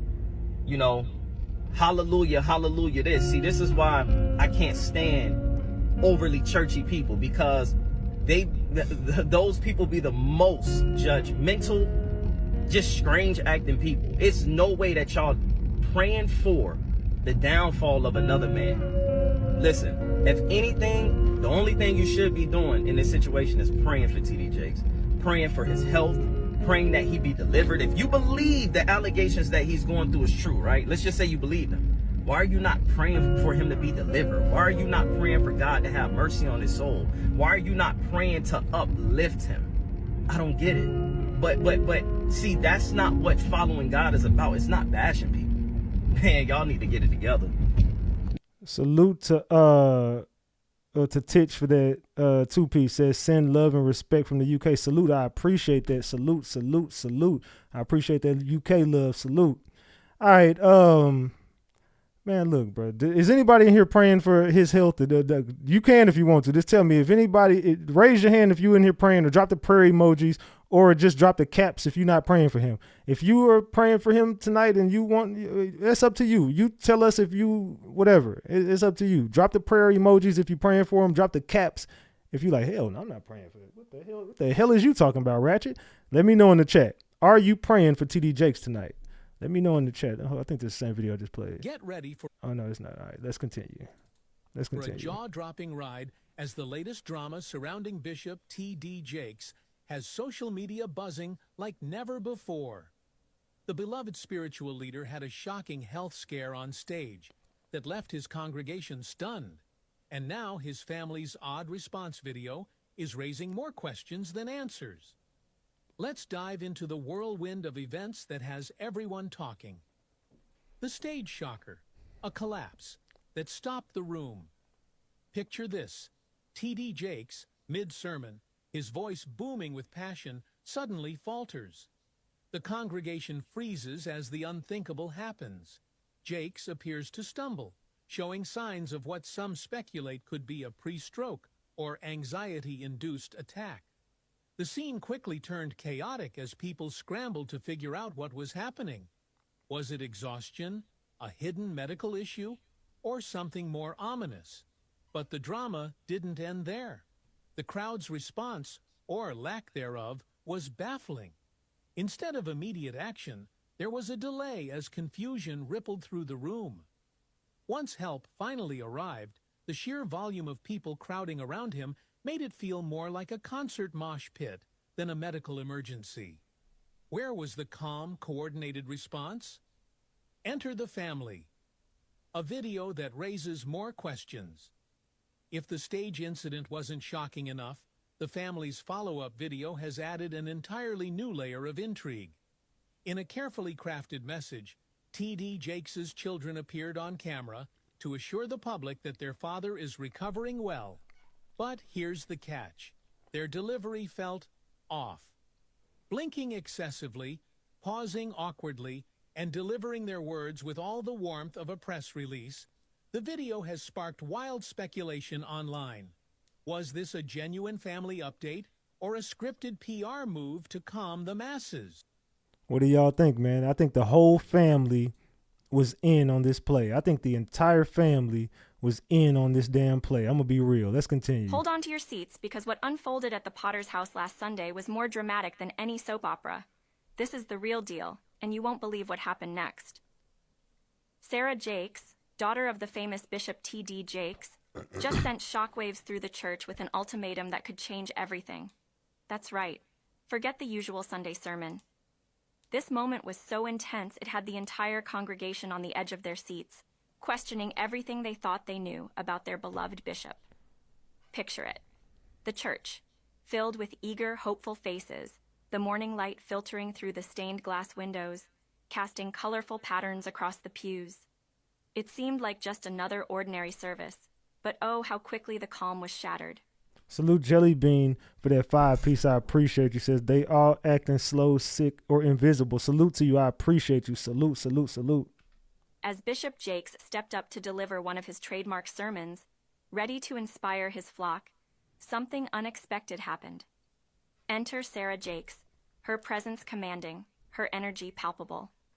The crowd was expecting her usual grace and wisdom, but what they got instead left them speechless. Sarah walked right up to the pulpit, right where her father had been preparing to preach, and with a voice trembling with emotion, she dropped a bombshell. "Dad, it's time to come clean," she declared, her words slicing through the air like a knife. The room went dead silent, the kind of silence where you could hear a pin drop. Sarah was no longer the daughter supporting her father from the sidelines. She was now challenging him in front of hundreds of people. The tension was unbearable. Has anybody else heard about this? Drop the gems or drop the eyeballs if you don't know what's going on. What followed next was nothing short of shocking. Sarah accused Bishop Jakes of harboring dark secrets that could destroy everything they had built, their family, their church, and their legacy. Okay, has anyone heard about this family tension that these guys have been having? Allegedly, something went on in that church. I've heard from a few members that something definitely happened at that church. I don't know if anybody knows any members up there or are any members in here, but if you have heard about Sarah and TD allegedly having an issue, drop the gems. If you don't know nothing about that, just drop the eyeballs if you don't know what's going on. But I've heard about it. I haven't heard TD repent to his church. TD ain't gonna repent. Well, if I did do it, all I got to do is repent. And it's all good if I did do it. Man, shut your boy. I really want to run a fade with that dude for real. Put us in a celebrity boxing match, bro. I'm running a fade with TD Jakes, bro. I'm gonna give everybody what they want. I'm gonna get the whole world what they want to see. Knocking his boy. I'm talking about I would. Yeah, I put that robe on to get your ass knocked up out them. All right. Anyway, TD Jakes, bro. This dude a clown, dog. Allegedly. Let's continue. Hold on. Let me get this next video ready. So real quick.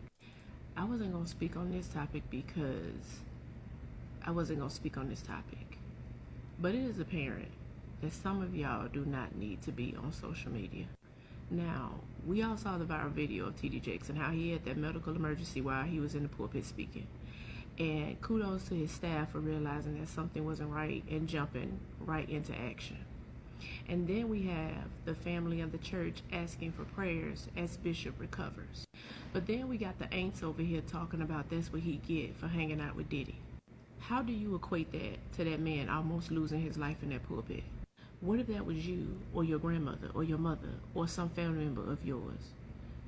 Standing up there speaking, trying to help the saints out.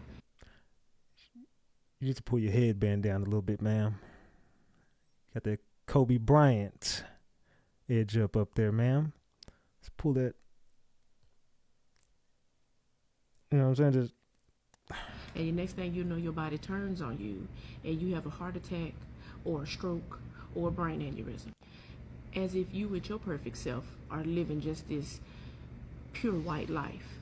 How petty are we to then say that is what you get for some sin that you possibly could have committed that we were not in attendance for? See, that's the problem with a lot of y'all. So many of y'all want to say, who is the church to judge? Because we ain't got no heaven or hell to put nobody in. But then you turn around and you do the very thing to somebody else that you don't want done to you. Let's just say for kicks and giggles that he did commit a sin at a party where Diddy was involved. How is that sin greater than the one that you're committing by sleeping with someone that's not your spouse? How you just gonna start blaming other people for? What you saying? Fuck me for? Well, how you just gonna blame somebody for sleeping? Don't throw it on anybody in the crowd or whoever might be smashing somebody. This ain't about us. This ain't got nothing to do. We ain't on trial over here. This ain't got nothing to do with us. She just threw it on everybody. Well, hold on. What does that sin have to do with you sleeping with that married man? And that the lady's like, hold on, bitch, what the fuck? And that married woman dude's like, hey, don't throw this on me. No, don't put this on us. We didn't do shit. Because that's adultery. That's a sin. How is that sin greater than you lying on an application to get a job or to get some assistance? Because that's bearing false witness. That's a sin. How is that greater than you falling out at a Beyonce concert? What about him falling out at church? What about Sarita getting up there fake walking? Girl, if you don't sit your Tyrone Hill from the Sixers, y'all remember Tyrone?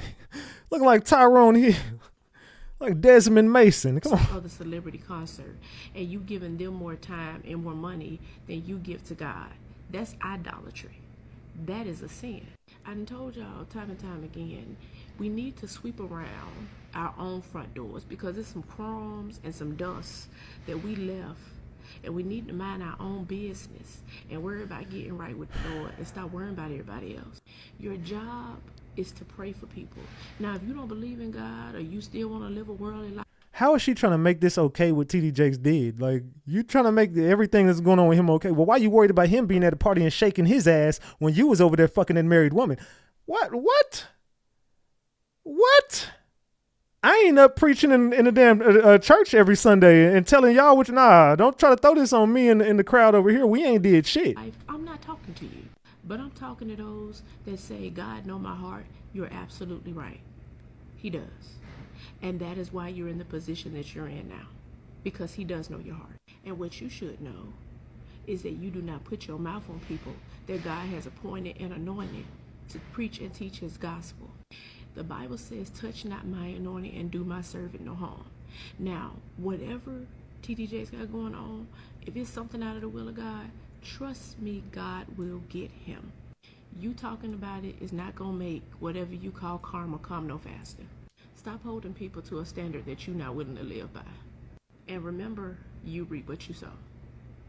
So, if in the event you decide to give your life to God and something happens to you that's tragic, I hope and pray nobody is sitting back saying, that's what you get, based on some sin that God has forgiven you for. Y'all are weird. The word for the day is bangs. Bangs. Bangs. Go get you some. Edges and bangs. Bishop TD Jakes suffered a medical emergency yesterday during Sunday church service. It was caught on tape, and many people believe he had a heart attack right there on the stage.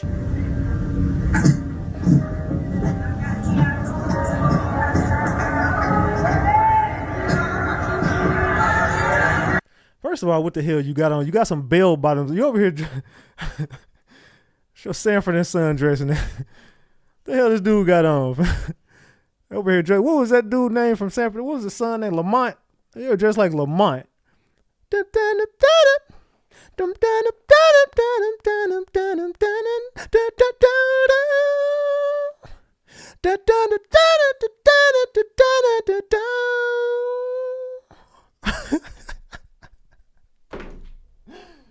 Boy, if you don't get your Lamont Sanford, they're like a mechanic. It's your carburetor. Got that mechanic shirt on. And let me tell you what it is, brother. It's your carburetor. Oh, no, I heard it was shifting and shaking. It's your carburetor. Yeah, bring it on by a Friday. I'll get you on. I get you right. Bring it on by Friday. I'm gonna get you right.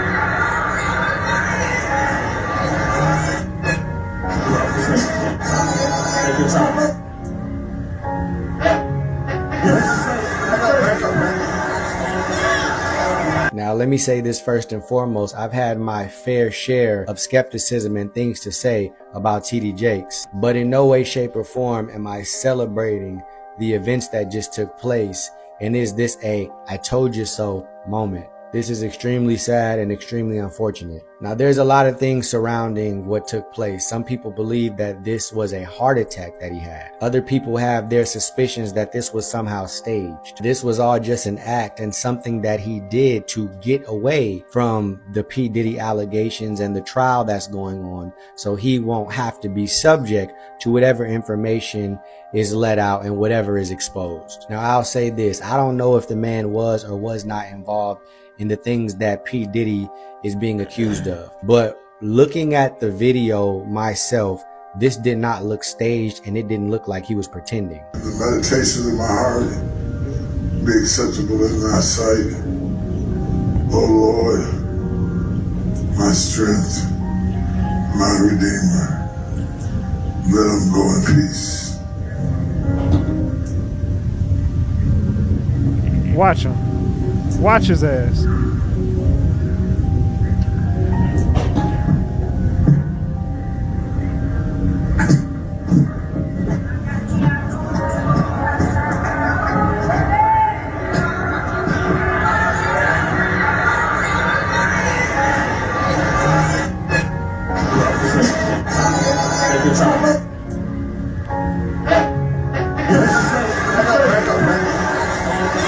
Now, I'll say this. I don't know if what we seen on the video is him having a heart attack, but I have witnessed my grandfather suffer a stroke. And what I observed on the video of TD Jakes, it looks exactly like what it looked like when my grandfather suffered from that stroke. You seen he was doing a closing out prayer, and while he was speaking in that prayer, he began to mumble his words and he began to speak like gibberish. He lost control of his hands.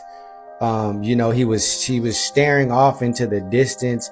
It looked like he was shaking and he couldn't move. Like, that's exactly what a seizure or a stroke looks like. And, you know, I had a friend that used to suffer from seizures, so I know what it looks like. And this did not look like something that he just pretended or made up. What I will say is this. My heart goes out to TD Jakes and his family. And I don't know whether or not he was involved in the things that P. Diddy is being charged for. But outside of that, I've seen TD Jakes do very questionable things in that pulpit. I have seen the man make light and make a mockery of the things of God. Hold on, let's rewind that frame real quick. Hold up. Y'all remember this? Dude was over there doing all that.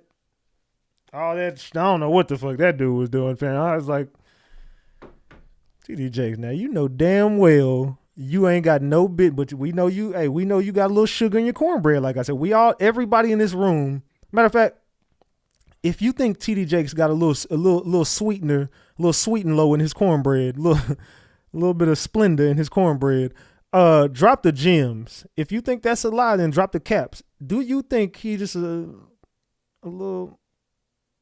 My grandpa used to do this. He said, "Ain't he?" He wouldn't say it. He'd just be like, "Ain't he?" I'm saying a little. I don't know about him. A mockery of the things of God. And I am not in any way making this video into a bashing video. All that I'm saying is this. I don't know what caused this medical condition that took place with TD Jakes and his current health problems. But what I do know is this. The things of God is nothing to be played with and nothing to take lightly. The precious blood of Jesus, the Son of God, was shed for the remission of our sins. And many people after him, including the apostles and the early church martyrs, lost their life to defend the gospel, to defend the word of God, and to make sure that we have the opportunity to receive that word and through it to be saved. The church is not a business. The church is not for semantics. The church is not an entertainment center. That's when he was pushing that baby. He's pushing that baby out. Somebody holla, push. He's pushing that baby out. He's pushing that baby out. I don't know what don't ever compare to me pushing. I ain't pushing no damn, what? What? I would have got right. Hold on. What did you say? No, don't say that. Switch the words around. Say something else. Hell no. I don't know what you can say. I ain't pushing shit. Ain't nothing coming out. No, we ain't pushing nothing out. No. The church is the house of God, where we come to be healed, where we come to be delivered, where we come to be transformed and to walk in the newness of the life of Christ, in holiness and righteousness unto God. Taking the things of God lightly, bare, serious, and fatal consequences. We know that from the story of Sapphira and Ananias, who dropped dead in the church for lying to the Holy Spirit. My heart and my prayers go out to T.D. Jakes and his family, and I just pray that he's okay, and I pray that this can be something that will cause him to correct any behavior, any lifestyle, anything that he's involved in that he shouldn't be involved in as a minister of the Word of God. As always, God bless you guys, and shalom. All right, salute to your brother, but yeah, we definitely going in on this dude, bro. I'm sorry. We definitely gonna take this time to go in on Jakes. I'm sorry. All right, so my friends asked me to weigh in on the Bishop T.D. Jakes emergency thing. I don't know why, because I live in Dallas, but I don't go to the church, okay? I've been to the church maybe 4 or 5 times. My husband's mother was a missionary in the church. She's no longer with us. She's deceased, so please be respectful. Thank you. Here's my 2 cents. When I am driving down the street and if I see a car that's overturned, smashed up, and I see about 6 cars and I see an ambulance, maybe 2 or 3, and then I see a fire truck, I immediately like, oh God, in the name of Jesus, please don't let nobody be hurt. Don't let nobody.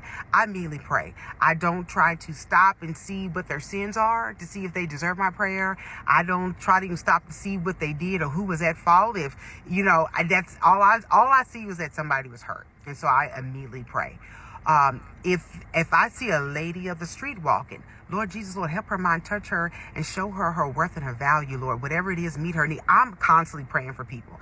I don't do a background check on them to see if they are deserving of God's grace, God's mercy, or even God, or my prayers. I just immediately pray. So when I saw the video, I immediately just started praying, oh, Jesus, But someone said, all right, Couture, we hear you. But we also know there is that real deal. You are that Christian where we're always going to know where you come from because you keep it real. I said, okay, I'm going to give you my 2 cents. And this is just my 2 cents. Either which way, if I believe, I've seen people do things in the church with those titles, prestige titles of bishops, ministers, elders, apostles, prophets, and all that stuff. And I've seen some stuff. It caused me to be out of church for years. Somebody says everybody wants to make excuses for him. I'm covering every side of this. You do see, why are we still not at 500 likes? Double tap that screen and get the likes up, y'all. Y'all do see everybody kind of pushing this shit off and putting it on everybody else. Because I just didn't trust a pastor. Okay. I know so much. And I think that's why, just like literally, I left the church. I was so disgusted. But we won't even get into that. But I have seen people stage things for publicity. I have seen. Look, and I'm going to say this. She's in Dallas. She knows what the fuck she's talking about. Because if you're in Dallas, I'm saying this to people who are around the Jakes situation and know the Jakes personally. I know these people's friends. I know people who know T.D. Jakes personally. I'm telling you, I know people who go to that church. I know members. I know ex-members. I know family members of Jakes. I know ex-friends of Jakes. I know people that have been whoop-de-whooped by Jakes. I know a lot of people in Dallas, Texas, and in the surrounding areas that know him. I know a lot of people who know this man. Hell, one lady that got her kids stole by him, I know her. She's even told me stuff about these people, and we all know who I'm talking about, Michelle Loud. She knows. Everybody in Dallas knows that they call people up and do fake shows, and they get people up at the pulpit and they start acting like they're committing miracles in front of everybody, and they lie a lot in that church. I'm just being serious, dog. The Potter's house is filled with lies. They run so many plays that the members don't go to that church no more. If you know what I'm talking about, drop the gems. If you got no idea what I'm talking about, drop the eyeballs. But if you know, dead ass, and you know people connected, or you know of, or you've been in this situation and you know they be lying up there and making a mockery of God up there, drop the gems in the chat. If you don't know, just drop the eyeballs.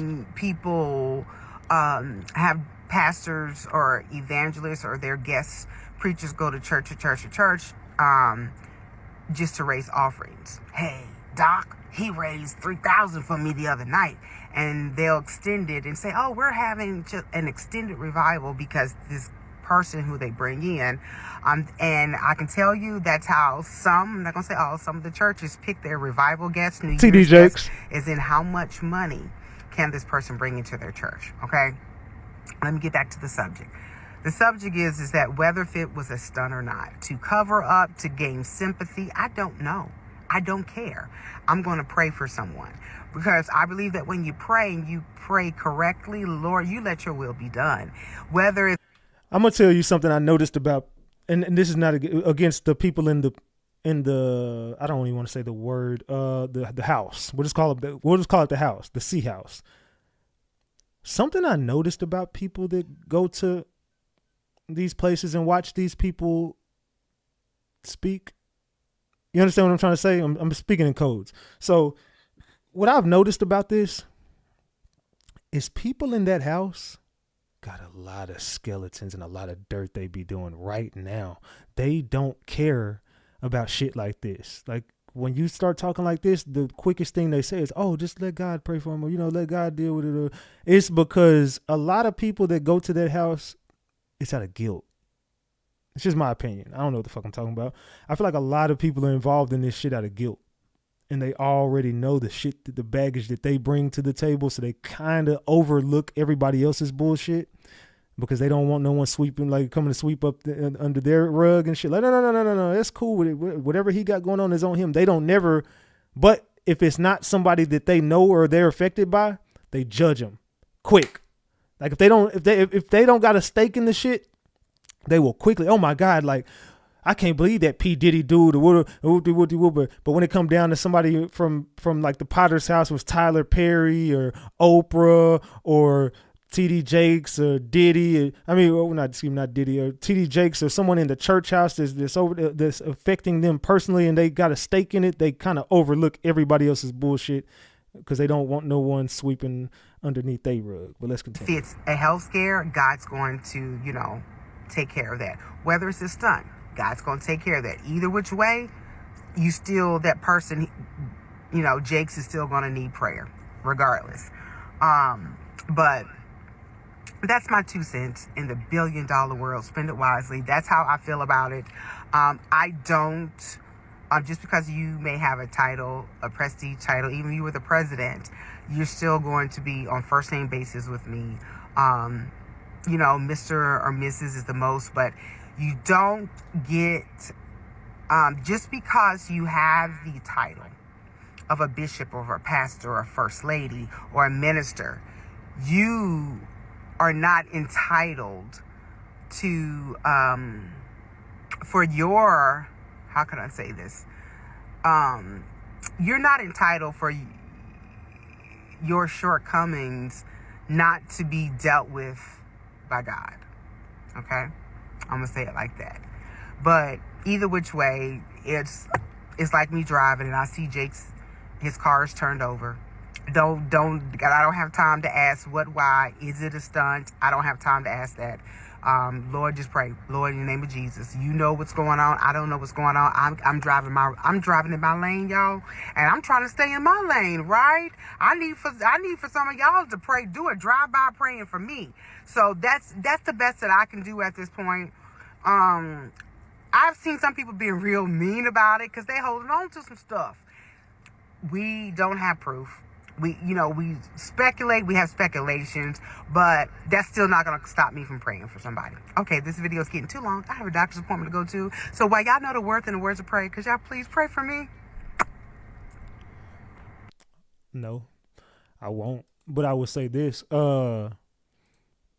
If there's one valuable lesson I've learned from the last two people we've brought up here to speak, last two women, don't never trust no chick with no hair like that. Just don't. If the edges ain't edging, walk away.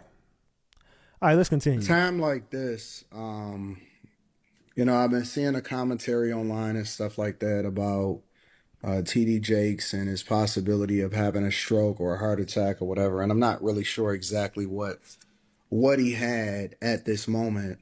But I'm covering it because he is a public figure and this was broadcast live and it's a conversation that's being had on multiple different social media platforms. But what I've been seeing is people that are hypercritical, and they are bringing things into this conversation that has no relevance to the fact that TD Jakes is going through whatever it is that he's going through. Now, I think that we need to learn how to separate how we feel about a person or whether or not we think that they're holy from what their circumstance or their situation is. You got to be able to separate the two. But very few people are able to do that, and that's what makes them, in my opinion, regardless of whether or not they get a lot of streams or a lot of views for the situation, that's what makes them substandard content creators. Because I would never, three things really. I would never wish death on anybody, all right? Because I always believe as a Christian that what content creators what are they talking about? What does everybody keep talking about content creators for? What is going on with the content creators? Am I missing something, or what is going on, guys? we have to seek redemption and we have to seek growth. You know what I'm saying? Always an opportunity to be better. The second thing that I would never seek is somebody to lose the ability to be able to, pay and take care of business for their family, right? You doing something should not limit your ability to earn. And I think that that's a thing. And this is just my own personal stuff. And the third thing that I would never wish on somebody is for somebody to just go to prison just because I don't like them, right? I mean, I believe in that you should have to pay for whatever it is that you do. If you rob somebody, then you should have to be convicted and go to prison for it. But I don't wish it on anybody just for the sake of me not liking them, right? And so I don't think that people are able to be objective, and that's what makes you a great reporter. That's what makes you a great content creator. That's what makes you a great streamer, is that you have to be able to be objective on both sides. And so in this instance, even though I think that there's a lot of things that we could possibly criticize the church, the black church, or even TD Jakes for, now, in my opinion, is not the time to do so. I believe that, if a person spends the majority of their life Why is everybody so mad that we don't believe him? Like, I've never seen so many people get upset that people don't believe something. Like, we're just all saying, bro, it's not true. It's fake. That shit is all cap. And I can't believe he would ever do this. He's going through so much and he doesn't deserve it. Shut up. Seems to be doing the right thing, and preaching the gospel and dedicating themselves to God and all of that stuff. Then, you can criticize that as far as them as a public figure. But when somebody is going through health issues, I don't wish that on my worst enemy, because you don't know what their family go through. You don't know what people suffer through. I've seen some of the worst things. I mean, and not even just in my own family. I'm talking about, as a person that's a little bit more visible, and as a person that's a part of the community, I've seen how that can affect people in a negative way. And it's pretty tripped out as he was delivering this and as he said it, and it's almost like his final prayer. And I'm not wishing that was his final prayer, but it almost seemed like poetic of how that played out. Let me show you what he said the last minute before he dropped the microphone. I love you. Crazy.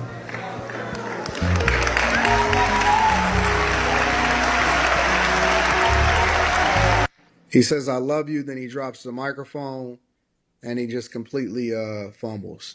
Well, here's what I wish for him. I wish for him to get healthier. I wish for him to fix himself. One thing that I will say, that I've actually stopped coaching. I stopped coaching for a while because I decided that I wanted to dedicate myself to getting all the way 110% correct mentally, to getting absolutely ideal physically, hiring a nutritionist. I've always... Okay, I'm gonna tell you right now, brother. We heard your message about Jakes. I don't give a fuck about your fitness journey. I'm just be real with you, brother. I don't give a damn. What up, guys? Let's continue. Come on, West 10 TV. All right, TD Jakes has been cleared. They said it was not a heart attack and it was not a stroke. So what was it? I mean, some may believe that it might have been faked. You know what I mean? Did y'all see the video? I watched it about 10 times, and I'm going to be honest with you.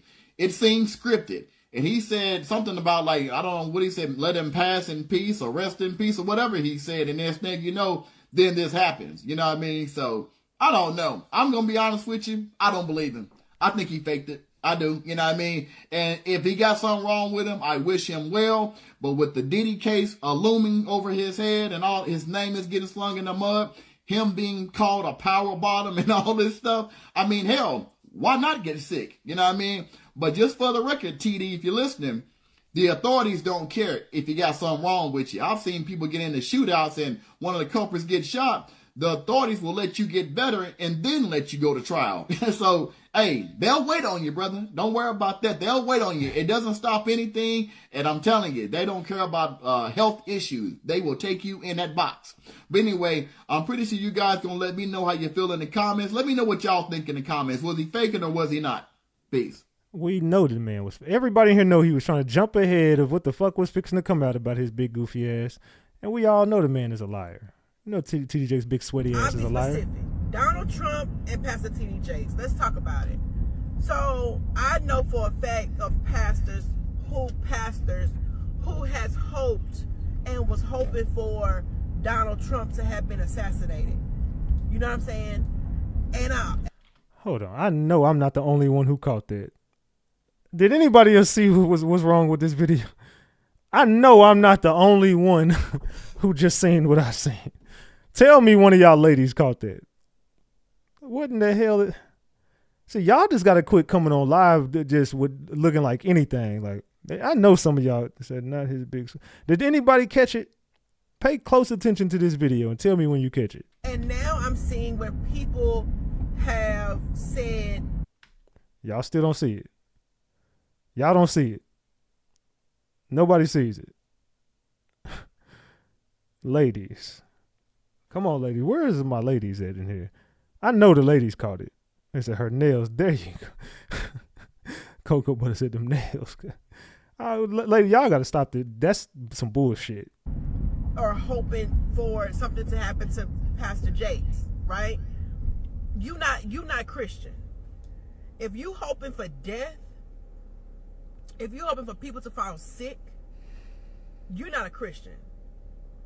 And I'm going to say that because first of all, we walk in love. And our Father said that how can a person say they love God but hate their brother? And for you to want somebody to fall sick or to die, that's hate. And I don't care what your reason is. I don't care what you don't have. There's no reason. There's no justification for hate because our Father says that we have to forgive our enemies. So for you to say wish death, then I don't believe that you're Christian. You need to repent. And if you don't want to repent and you want to stand 10 toes down on that, then that further proves my point. That's hate in your heart. And our Father said that if you say you love God but hate your brother, you are a liar. Because how can you say you love God who you have not seen but hate your brother who you do see? The Bible says you're a liar. So I'm calling you a liar. Y'all need to get it together. We pray for people who fall short. We want them to come to repentance. We want them to do better. The same way we gotta pray for you, that you repent and that something doesn't hit your house while you wishing death and sickness on somebody else's house. You hope that it don't hit your house, and then you're gonna want people to be praying for you. But that is a reap what you sow, because your words and the things that you put out, it's coming back to your home. Pray and repent. Get it together, y'all. I know you didn't just tell none of us to get it together. Let me give you Nails by Felicia number or something so we can get you an appointment set up. Because, child, don't you ever come on live looking like that. You got the nerve to keep fidgeting with your hands. You're going to keep putting the hand right here. Yeah, you know what I'm saying? Girl, if you don't get your ghetto-ass hands out this damn camera, crusty ass. Get your crusty ass hands off this damn camera, girl. Yeah. You should have been sitting with your hands in Indian style in your lap. You know what I'm saying? You should not have put your damn arms up one time in that damn video. Y'all, TD Jakes was preaching today, and out of nowhere, he said, Lord, my strength, my redeemer, let them go in peace. And he dropped his mic and started shaking. Now, y'all can interpret that how you want. You can look at it whichever way you want. But I say, it is really a war out here. It's really been a war of good and evil. I think that Cat Williams was being guided by the Lord when he tried to warn us that this was going to be the year of truth and reckoning. I think the Lord guided Trump's steps in that fight against evil. And I just don't think he playing no games. I think he told TD Jakes straight up, I'm coming for y'all. You played on my name long enough. You better get ready, get ready, get ready. That's facts. TD Jakes, get your ass ready. And I don't mean like getting your ass ready at one of them Diddy parties you was attending. I mean get your ass ready to go to jail. Okay, y'all knew I was coming. Did y'all see those theatrics today at the Potter House? I honestly don't believe this man passed out. I don't think he had a heart attack. I don't think he had a stroke. I mean, it's almost like I was watching the show. Well, that's not atypical if you're watching the Potter's House any day. But do y'all really think this man had a stroke, or do you think he back to his old normal theatrics? It's too late to feign health issues. It's all out in front that you have been at the Diddy party. You have been exercising your right at the Diddy party. It is video recordings of you at the Diddy party. You have been subpoenaed for attending the Diddy party. You are one of those 38 pastors. So God help you. Yeah, may God have mercy on his soul, because he going to definitely need it one day. It ain't for me to judge you, though. Everybody begin to pray. Come on, stretch your hands this way. Father, in the name of Jesus, we speak life over the man of God right now. Devil, you are a liar. We plead the blood of Jesus. Come on, church, pray. Come on, every voice. Saúde, saúde. Saúde, saúde. Sobre o teu servo agora. Agora. Agora. Right now. Right now. Life right now. Agora, agora. Right now. Poder, in the name poder, of Jesus. Poder, poder sobre o teu servo, Senhor. Pray, saints. I don't know. I'm not even going to say nothing about that.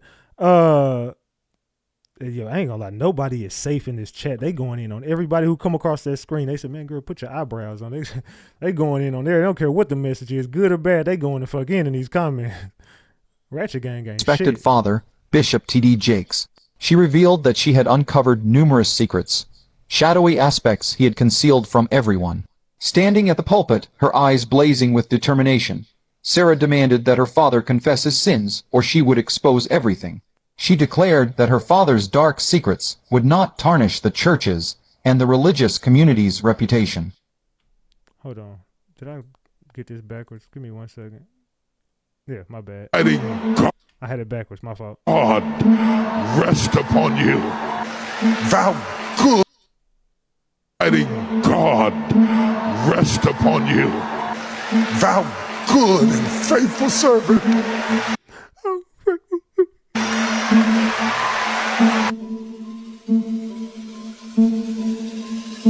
Sarah Jakes, daughter of the renowned pastor Bishop T.D. Jakes, stunned the congregation when she abruptly halted her father's church services and delivered a chilling ultimatum. Either reveal his secrets or face public scrutiny. This bold move has sent shockwaves through the community, leaving many in disbelief and anticipation. Stay tuned as we delve into the dramatic events that unfolded at the Potter's House and explore the implications of Sarah Jakes' startling demand. Tonight, grab your words because he's going to do it like only he can. Please welcome to the stage my dad, Bishop Jakes.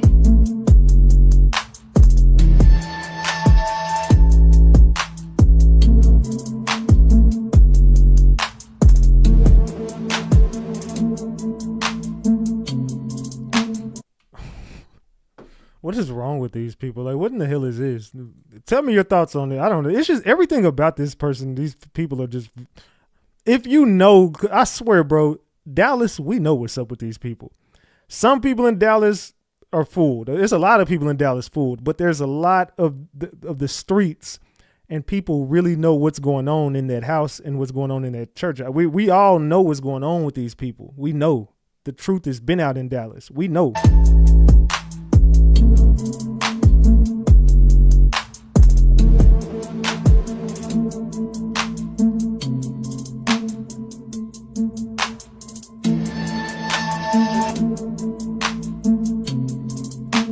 And in the words of my last book, as I hand you this mic,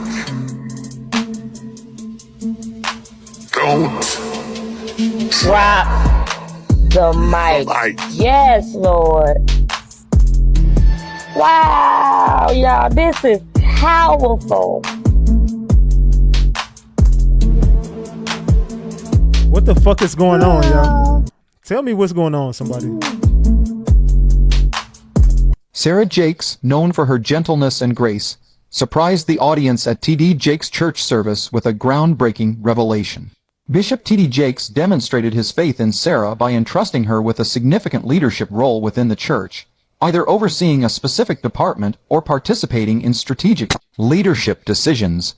He stood firmly behind her, supporting her in launching new initiatives and projects, as well as nurturing her personal and professional growth. This empowerment of Sarah reflects T.D. Jakes' positive response, showcasing his commitment to recognizing and encouraging his daughter's contributions and development within the religious community. And with every drop of oil that falls upon your head, may the strength and the power of the... And with every drop of oil that falls upon your head, may the strength and the power of the Almighty God rest upon you, rest upon your life, rest upon your life, rest upon your life. I want God all. And encouraging his daughter's contributions and development within the religious community. And with every drop of oil that falls upon your head, may the strength and the power of the Almighty God rest upon you, rest upon your life, rest upon your life, rest upon your life. Somebody said this is just like Greenleaf. I'm telling y'all, this is Greenleaf. I want every woman in this room to lift up your hands and they put a blanket on. Bro, y'all seriously believe this stuff? Receive the anointing of God, because when you leave this place, I expect you to... However, Sarah Jakes has always experienced a complex mix of love, admiration, and resentment towards her father. Growing up in the shadow of his immense influence, Sarah struggled to discover her own identity and purpose. Over the years, her feelings of resentment... Hold on. Somebody said one time he said his wife can still twerk for the Lord. Who says that? What? He said that? My wife can still twerk for the Lord. I bet he did, because just like he could shake his ass with Diddy. Intensified, fueled by secrets she uncovered about her father's past. On a fateful Sunday morning, sunlight streamed through the stained glass windows of the Potter's house as Sarah sat quietly in a pew, wrestling with her emotions. The church buzzed with anticipation, eagerly awaiting Bishop Jakes' inspiring sermon. Yet, Sarah had a different agenda. As her father took the stage to deliver his sermon... Can somebody find that clip and send it to me? Send it to my Instagram or TikTok right there. Sarah rushed to the pulpit with determination, causing concern among the attendees. Gasps of surprise echoed through the crowd, and a hush fell over the entire church. All eyes were on her, awaiting an explanation for this unprecedented interruption. With a trembling voice, Sarah began to speak. She confessed that she had kept silent for too long, burdened by family secrets, and now she was ready to reveal everything. Whispers filled the air as confusion and curiosity swept through the congregation. Once unified, the church now grappled with conflicting loyalties and a deep desire for truth. Sarah's voice grew stronger, resonating throughout the expansive hall. With resolute determination, she issued a chilling ultimatum to her Man. Let's continue. Let's get to part 2 of that. My bad, I had them mixed up the first time. Let's get back to it. respected father, Bishop T.D. Jakes. Salute to Sick With It for that 50-piece McNugget. It says, salute King, keep cooking. Salute to you. I appreciate that 50-piece McNugget. Salute. We up to 172, y'all. We 28 away. Let's go. We almost to 200 buns. Let's go. She revealed that she had uncovered numerous secrets, shadowy aspects he had concealed from everyone. Standing at the pulpit, her eyes blazing with determination, Sarah demanded that her father confess his sins, or she would expose everything. She declared that her father's dark secrets would not tarnish the church's and the religious community's reputation. Instead, they served as a call for transparency and accountability. She urged her father to be honest with the community. Recently, Bishop T.D. Jakes has faced a series of unfortunate events. He was accused of involvement in the sexual assault lawsuit against Diddy, and his wife, Sarita Jakes, accused him of having an affair with someone in the congregation. He had to resign from leading the Potter's House and was served with divorce papers by his wife. Okay, let's stop right there. Now, who knows behind the scenes that he allegedly stepped out on his wife? And I don't know I don't know who stepped out on who or who did what or who was pumping who. And I just know some audio came out and I heard somebody that sounded just like TD Jakes. It's on my Instagram and my TikTok. Go to my Instagram, my TikTok, and go find this audio.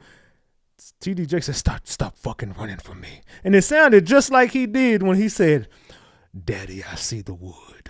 I ain't gonna play it on here, but y'all can definitely go to my Instagram or my TikTok and see that shit. It's right there, Instagram, TikTok. I don't know, man. It did sound like but allegedly he stepped out on his wife with a man. I don't know if this is true, but allegedly that's why all this shit happened, because the family found out that he definitely had been seeing men. Not only Sarah, allegedly, but also T.D. Jakes' other children demanded that he grant alimony to Sarita, believing she deserved a fair share of assets from their father's large estate. Look at him, ready to pop that ass. Happy birthday tomorrow. His wife's birthday is tomorrow. Happy birthday. Man, this dude been loose. You see this shit, y'all? The Bishop Boogie. They calling it the Bishop Boogie. Is that the Bishop Boogie, y'all? Is that what they call it? Oh, is he doing a twerkulator? What is he doing? What the hell was he? What was Bishop doing? Whatever you want to think, I don't care. I came to do my job. I came to prophesy as I was commanded. I came to hear the master say, "Well done, thou good and faithful servant."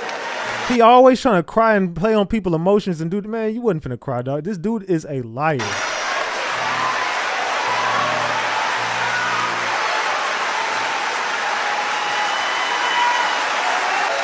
Hattie? The same scene, the same people, the same play. Anything, this is allegedly. Ain't nobody gonna catch me slipping, okay? Okay. So allegedly, Cassie has turned over evidence to the feds. Yes, to the feds. She has turned over videotapes, a USB drive, and Kim Porter's burner phone. Now, there is also an alleged email out saying a plethora of other things that include T.D. Jakes with Diddy. I'm gonna let y'all listen to it. I'm not finna say nothing else. Seated in the front row, Bishop Jakes watched his daughter with a mix of surprise and worry. The weight of remorse bore down on him as he grasped the repercussions of his choices. While Sarah addressed the congregation, tears streamed down her cheeks, reflecting both anguish and a sense of liberation. The audience, torn between loyalty to their revered bishop and a hunger for truth, listened intently. This moment marked a crucial turning point for both the church and the Jakes family. Understanding the gravity of the situation, Bishop Jakes rose from his seat and approached Sarah. Gently taking her trembling hand, he spoke with a voice filled with regret. He acknowledged... What is he doing with his daughter right here, bro? What is going on with it? Can anybody explain to me what this is? He threw a bunch of oil on her head and pushed her onto the ground, and she just laid there, and they put a blanket over her while she's wearing a dress. I don't know. I don't know even what to call this. What the fuck is even that? You know what I'm saying? What the fuck is even that? If you know the meme, should you know? Anyway, what is going on here, y'all? It said trying to be God. He trying to be something. It said being swallowed up hit different during Turkey Day, swallowed up. He definitely trying to get swallowed like a turkey. It says Sarita kept his secrets for fame and fortune the same way that Jada kept Will's secrets. Ooh, they said that was the Diddy baby oil. He did sprinkle some baby oil on it. You see how she passed out immediately. That was the same shit they saying Diddy had, that GHB shit. They said, anointing service. And would you want TD Jakes to anoint you? They said raising more money. Yeah, he definitely loves. They said Greenleaf. This is called being slayed in the Holy Spirit if it's real. Look, ain't nothing. What does he got on a leather jacket with some? This dude got on some tap shoes with a leather jacket. Man, I'm not taking this dude serious. This dude came to church with a leather jacket. And look what she got. What is this? Oh, man. The pain he had caused her and expressed his readiness to face the consequences of his actions before God. The church fell silent once again, witnessing a scene that was both heart-wrenching and healing. Father and daughter stood together, their bond tested but unbroken. Sarah's courageous actions forced everyone to confront the truth, leading to a moment of reflection for both the church and the Jakes family. In the following weeks, the Potter's house embarked on a journey of healing and redemption. Make sure y'all double tap that screen. Let's get the likes to 600. Double tap that screen. Humbled by the revelation of his secrets, Bishop Jakes sought forgiveness and worked diligently to rebuild trust within the church community. Transparency became the cornerstone of his leadership, and the congregation rallied around their once divided shepherd. Sarah, having found her voice and purpose, became a catalyst for change within the church. She initiated projects addressing the needs of the marginalized and broken, showcasing the strength of vulnerability and the resilience of the human spirit. Though this chapter came to a close, the atmosphere in the sanctuary remained heavy with emotion. The truth had been revealed, and the entire Jakes family stood on the brink of significant life changes. Despite the challenges, they hoped to find reconciliation and newfound happiness. Their journey continued, fueled by courage and compassion, in pursuit of the light at the end of the tunnel. Anyways, we hope you enjoyed watching this video, and I do pray that we all continue in striving to please God. Please drop your own opinion in the comments section below. Remember to like, subscribe. What y'all think about that, man? What y'all think about that little fiasco between the Jakes family, allegedly? What y'all think about that? Let's continue. A list of privileges that P. Diddy And now we're on to the diddler. is allowed in jail just got released. Are they gonna make him suffer? Honestly, they are making him suffer. Poor guy's gonna have to shower by himself. In terms of clothing, he's allowed one tracksuit and one pair of sneakers. So I'm assuming he switches off between his like jail suit and his own personal tracksuit. Okay, I mean, I get it. He's not allowed any access to TV or radio, but he is allowed to have a copy of the Bible and one book per week. Oh, okay. This might be good for him. Yeah, he needs the Bible. He has access to 300 minutes of phone time per week. That translates to an equivalent of 5 hours per week.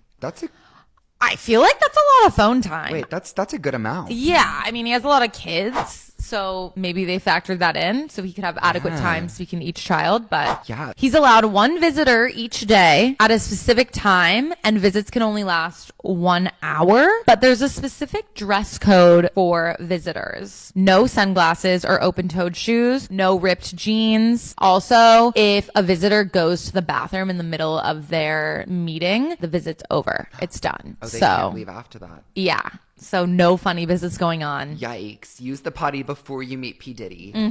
No pun intended. Children under the age of 4 must remain on a visitor's lap at all times. Just gonna leave that there. The biggest privilege he has is a cellmate.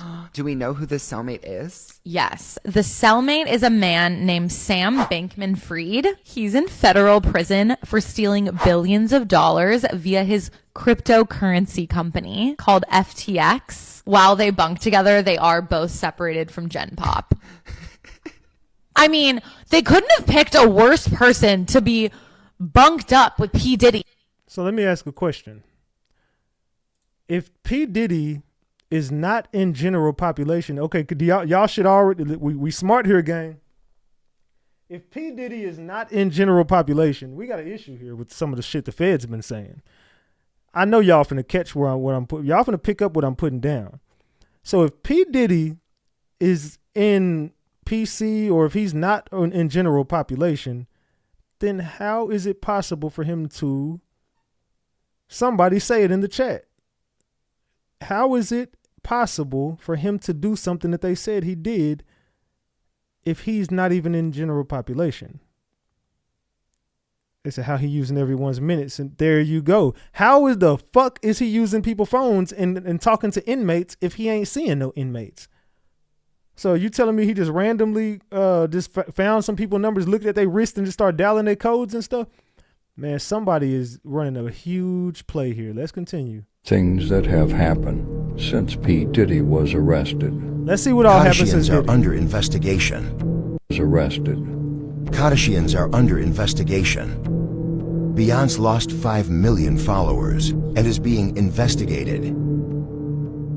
Death case of Michael Jackson has been reopened. Claims of secret tunnel found between Diddy's and Michael Jackson's LA homes. Whitney Houston's death case has also been reopened. Ashton Kutcher and Mila Kunis have also left the country. After photos and videos were released at Diddy parties, Liam Payne tragically passed away. Netflix is making a documentary about Diddy.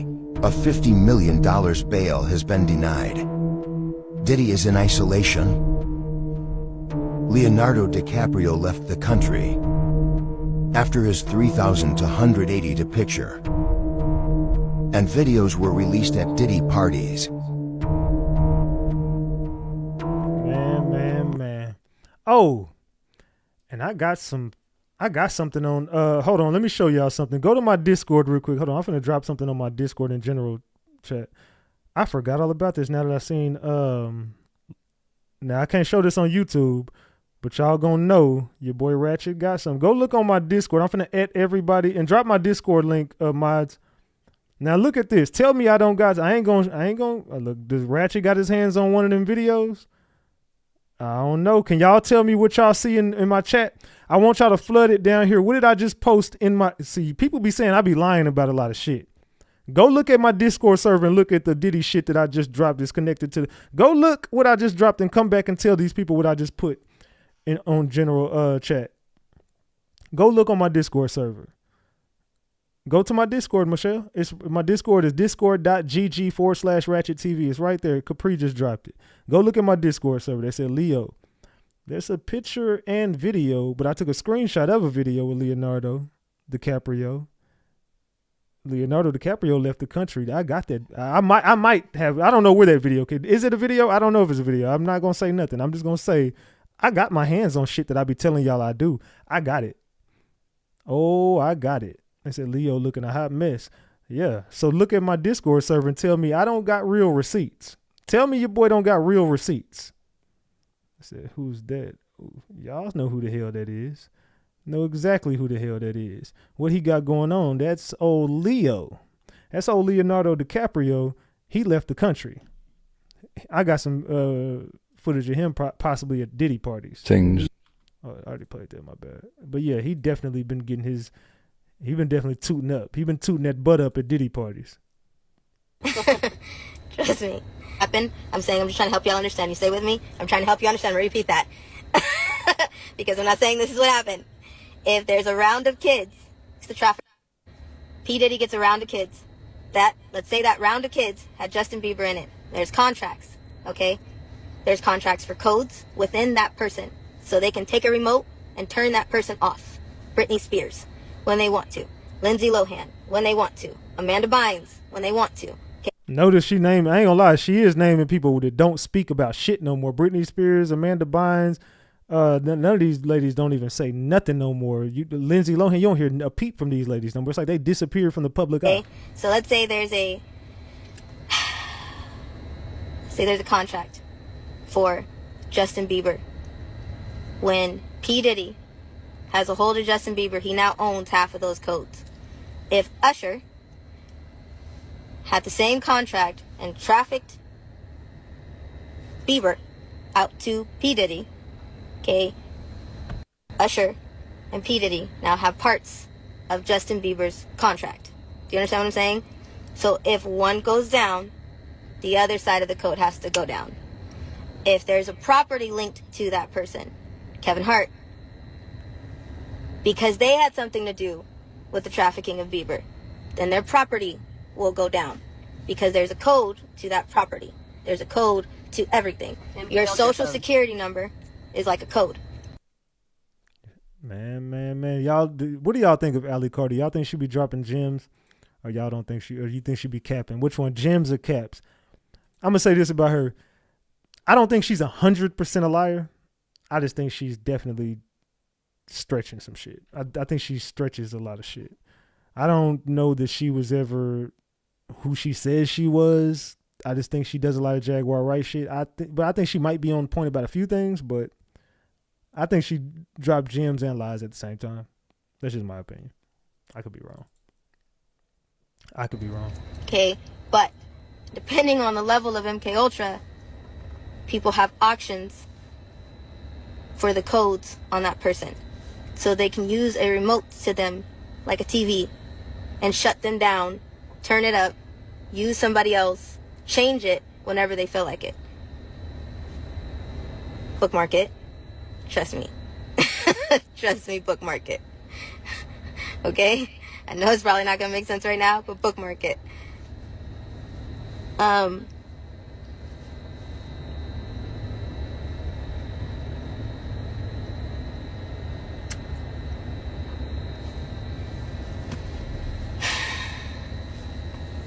MK Ultra is used, but to get MK Ultra to take hold the way it needs to be, it has to involve satanic ritual,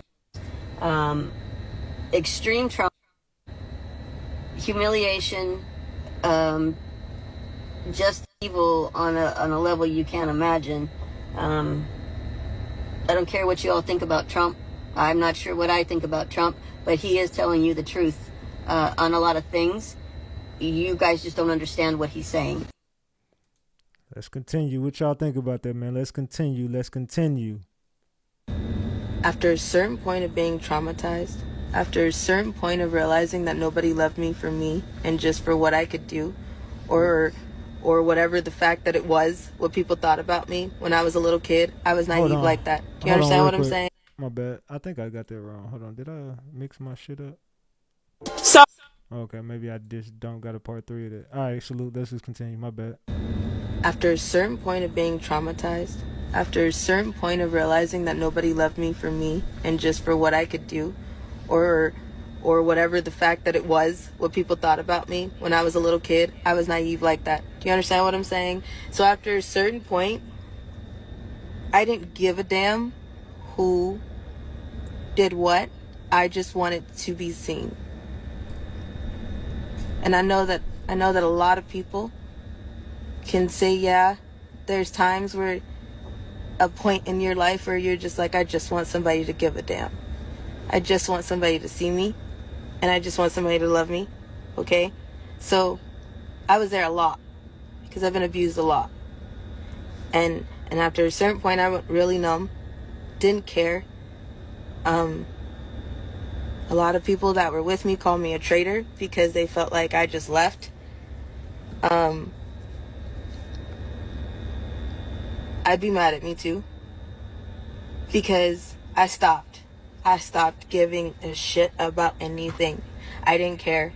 It all just. Man, I don't know, man. She a little iffy to me. I ain't gonna lie to y'all. She's just a tad bit iffy for me. Let's continue. So, word on the street is Diddy been trying to warn his so-called brothers, Jay-Z and Kevin Hart, from behind bars. But instead of riding for him, they out here playing ghosts. Now, we all know Diddy ain't no saint, but the idea of him sending out warnings instead of dragging folks into his mess, that's a curveball nobody saw coming. We know this because there was bail hearing that just happened and upset most of the folks that want to see Diddy rot in jail, because it looked like the judge was shutting down prosecutors. They said Diddy was smiling in court, but we'll get into that in a minute, because if Diddy was thinking Jay and Kev was loyal to him, if he was banking on them to pull some strings and help him out, he's about to have that smile wipe the F off his face, because the T is Jay and Kevin have been distancing themselves, like really cutting him off. And get this, there's even talk Jay might be gearing up to file divorce papers on Beyonce, because Diddy's got tapes of her and his freak-offs that might or might not be in the Fed's possession. Child, let's break this all the way down, because this tea is piping hot. What y'all think? Is Beyonce, they got some tapes of Beyonce allegedly? Because she been real quiet too. the queen herself. We want to thank you. Come here. Don't sit on the bed at night. No homo. No, just don't get close to the bed. Don't get close. But it's just like, yo, we want to thank you for hosting the thing, man. It's been a pleasure. You didn't have to do it, and you did it. No, I definitely didn't have to do it. I definitely didn't have to. First and foremost, I'm not getting in the bed. Shout out to him and what he did. I'm just gonna, if we can, let's just put the camera a little this way, just so we're not. I don't want my shot to even I don't want it to come close to the bed. Now, if we talking about Kevin Hart, let's just keep it a buck. This ain't his first rodeo when it comes to people side-eyeing his loyalty. Y'all remember when Cat Williams called him out for being a Hollywood pawn. Cat didn't hold back when he said Kevin was willing to do whatever it took to climb the ladder, even if it meant putting on a dress, which he did.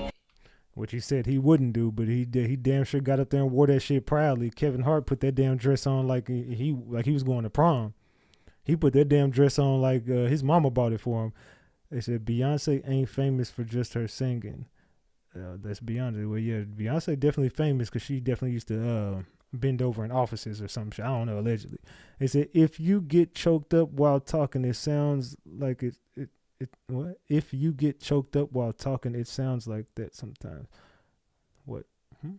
If she has tape with Pimp C, I'm sure she has others. We all know about the Pimp C tape. And while some folks might have brushed it off as industry shade, others saw it as Cat spilling some real tea about just how deep Kevin moves behind the scenes. That same energy got people looking at Kevin sideways right now. Kevin built his empire by playing nice with all the right people, kissing the right rings, and knowing when to distance himself from trouble.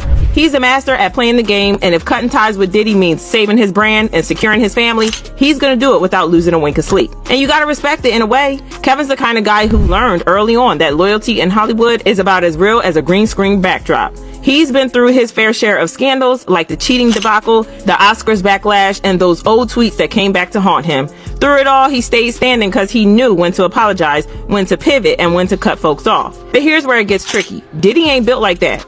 He ain't about to let Kevin slide without consequences. Diddy's the type to sit back, take notes, and wait for the perfect moment to strike. If Kevin really flipped on him, it's only a matter of time before we see Diddy's camp start leaking stories that make Kevin sweat buckets. Imagine Diddy airing out how Kevin got his start in the industry, or the favors he had to call in to get. What y'all thinking, man? Kevin Hart? Did Kevin Hart take the bait? Did Kevin Hart take the bait, y'all? Y'all let me know. Did Kevin Hart take that bait? The door, or anything he might have did in those freak off parties. You think Cat's comments about Kevin were bad? Diddy got receipts, and if he's feeling petty, which we all know he is, he'll drop them like a mixtape. And don't forget, Kevin's got that squeaky clean family man image he's always trying to protect. Diddy could blow that up in a heartbeat because Diddy knows the game better than anyone. If Kevin's playing checkers, Diddy's probably out here playing 4D chess. So Kevin might think he's dodging a bullet by cutting ties, but in reality, he's just giving Diddy a reason to aim straight at him when the time comes. And when that happens, it won't just be Kevin catching heat, it'll be everyone who stood by and watched, including Jay. Especially Jay. And this one cuts deeper because I can't think of a time when Jay and Diddy wasn't tight as thieves.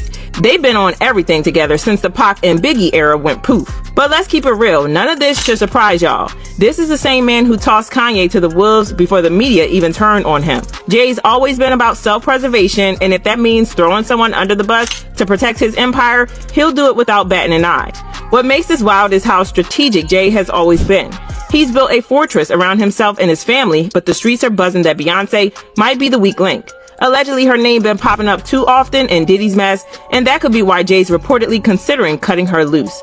Divorce rumors ain't new for them, but if there's even a grain of truth to this, it could be a move to protect the Carters' legacy. Diddy, meanwhile, has been scrambling to get out of jail, but his latest bail hearing had folks scratching their heads. The judge was way too friendly, almost like Diddy's team got a little extra help. But even if he gets out, don't think for a second he's letting it slide. Jay and Kevin might have turned their backs on him, but Diddy's the type to hold on till he can hit back when it hurts the most. And that might take a while because Diddy is fighting battles on multiple fronts and old demons are rearing their heads for a chance at a lick back.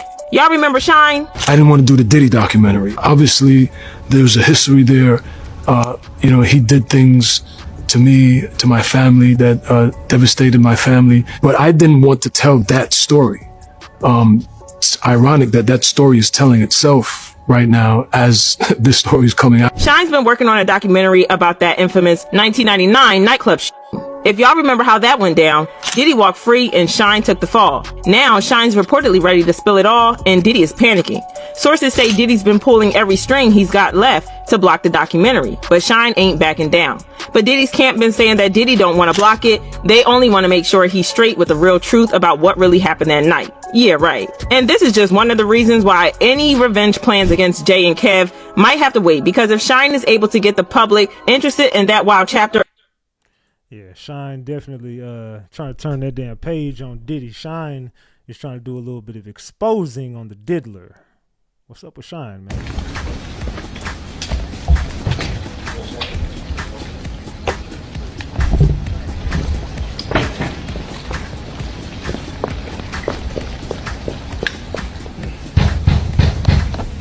He's part of a whole system that it's not just Harvey Weinstein at all. It's like a lot of people are participating in this. Yeah. Like everybody. Yeah. What is it called? Yeah. Well, that was kind of the point. Exactly. So at what point do you recognize it's not just this creepy movie mogul? It's like everybody. Well, very quickly. When I flew home, I didn't go to any of the other premieres I had at Sundance. That time I went home, and I went to the management office of my managers at that time, and the head manager, they were very powerful. I said to him, what happened? And I was like, shell-shocked and like, bleh. And the first thing out of his mouth, God damn it, I just had an LA Times expose on him. Is it to me not to do this? Whoa. And then I was like, that's when I started figuring out everybody was in on it.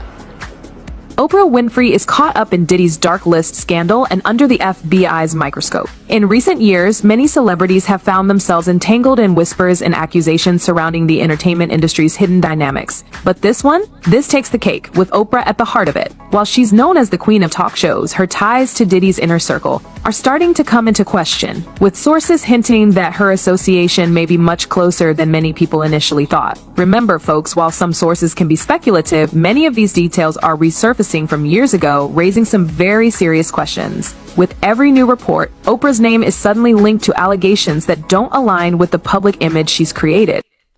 Does anybody think Oprah is guilty of a lot of shit? Does anybody in here question Oprah?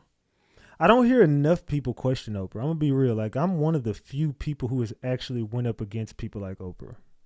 I'm one of the few people who have went up against the Obamas. I was one of the people who went up against the machine that tried to do it this time. I ain't gonna even get into it, but I'm one of the only people who like really just digs into everybody. I don't know. Maybe it's just me. Maybe I'm just biased towards myself, but I just feel like a lot of people just give people a pass. She should be on the hot seat for what she did in Maui, along with the Rock picking up grapes with his ass. Yeah, I know y'all know what I'm talking about. I'm tired of talking about this shit. The Rock is one of them diddlers. The Rock should be exposed too. The Rock is what you say Diddy is. He's right with these elite people. How the hell did The Rock just get so famous? Because he tooted his ass up. That's why. The FBI became interested in exploring Hollywood's connections to a bigger ring of misconduct and are zeroing in on Diddy's famous parties. The so-called dark list allegedly contains the names of powerful people from all corners of Hollywood, and that's where Oprah's association is raising some eyebrows. We're talking about how Oprah, who's spoken out in the past about creating a safe, transparent environment in the media, may have attended or even supported certain illegal activities tied to Diddy. So let's look at why the FBI is suddenly interested in Oprah. You see, Diddy's famous events have long been said to host Hollywood's elite events that go beyond your typical celebrity parties. People whispered about secrets, scandals, and even some questionable activities, but for years these gatherings were brushed off as just part of the entertainment world's glitzy lifestyle. Oprah's name, however, wasn't always tied directly to these parties.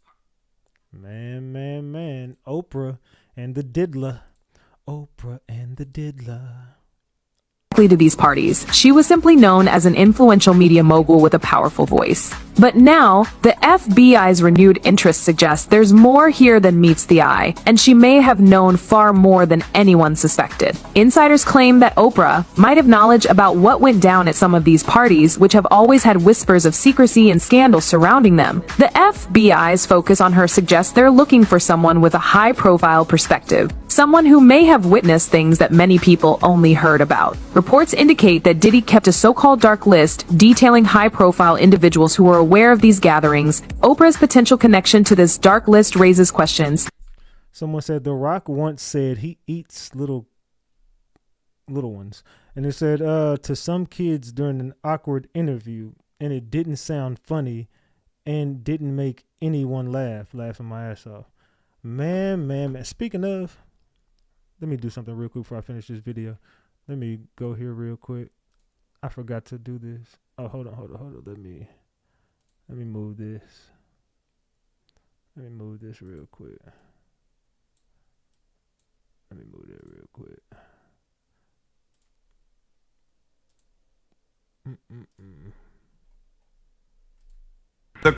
All right, let me. I forgot to play this because I forgot that Cocoa Butter sent me this. Give me this real. Let me do this real quick. I forgot that she sent me this. All right, let's go here. Let's watch this real quick. Let us watch this really quick. All right, let's put it about right there. All right, we should be good right there. All right, salute. All right, my bad, y'all. I want to play this real quick. The greatest communicator on planet Earth is about to stand in this pulpit and bring Got a goddamn song in the background. I don't want to play this damn music. forth the word of God. Now let's listen to this. I got to keep pausing because it got music playing. Wife celebration, stand up, honey. Show 'em I did good. He said, stand up, honey. Show him I did good. You the finest grandmama I ever saw in my life. What the hell? 5 kids, 9 grandkids, and still rocking it. What the fuck TD Jakes got going on right here? She can still twerk for the Lord. Give God a praise. She can still twerk for the Lord. Give God a praise. I can't with this dude. I can't with this dude, man. Y'all just hear that, man? Let's continue, man. Let me get back to it. I had to play that, y'all. Let's continue. Given her usually clean and respected image, why would she be involved in such parties? Does Tyler Perry have a hand in these Diddy parties as well? He go to him and Oprah. Salute to Jess B says, keep cooking Ratchet. You're doing the good work. Not a lot of people can stand the heat from the kitchen. Salute for that 5-piece, Jess B. They like Diddy party. I don't know why everybody keeps trying to make Tyler Perry out to be some black saint. The simple fact that he used and misused and abused the black community, especially the churches, and the only church he ever really gave big donations to was TD Cakes, another veteran who come to bless the baby oil, which was full of what?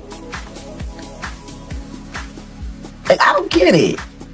And if that wasn't enough, some old footage and photos are now raising eyebrows about the company Oprah kept. Photos have surfaced showing Oprah with other influential Hollywood figures who, like her, have faced accusations of hiding or ignoring abuse within the industry. These images now hint at a network of power players who knew one another well and kept each other's secrets. There are even clips from various events where Oprah is seen in close circles with some of Diddy's frequent party guests, sparking questions about how much she knew of the alleged activities tied to his parties. Now, we've all seen how tight-knit Hollywood can be, but Oprah's ties go deeper than most. She's been close with big names like Harvey Weinstein and Russell Simmons, and her influence has always been huge. Over the years, Oprah has built strong ties with many powerful figures in Hollywood, creating alliances that extended her influence beyond the media world. People like Weinstein and Simmons were once considered untouchable within Hollywood's elite, and Oprah's friendship with them was no secret even during times when accusations against them started to emerge. Her powerful connections have often worked in her favor, helping to build her legacy and solidify her status.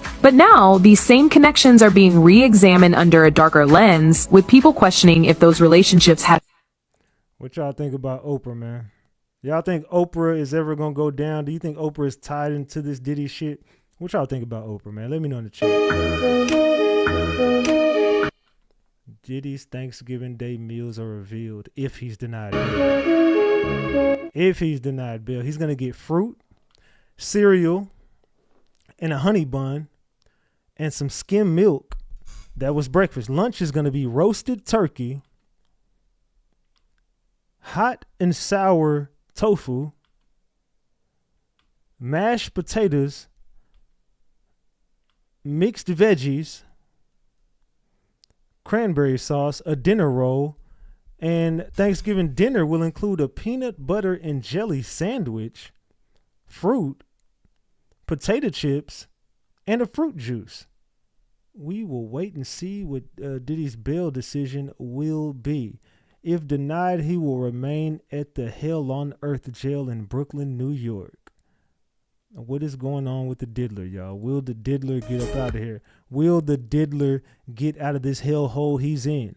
Look at the food he's got to eat. You think the diddler wants to eat that on Thanksgiving? No, the diddler finna buy his way up out of there. He gonna pay the judge $50 million and pay the courts $50 million. Just watch. He finna come up off 100 M's to get this shit to go away. That judge got about 50 M's. He's like, whatever you want for the bail, you gonna have to match that shit with me. If you want to get up out of here, you gonna have to. Hey, I need that. I need that. Let's go. And one such person was a young woman named Amala Ekpanobi. She's a prominent YouTuber who received a very suspicious visit yesterday to, fortunately, a prior address of hers that was on file in California. Take a listen to what she tells the public about that visit.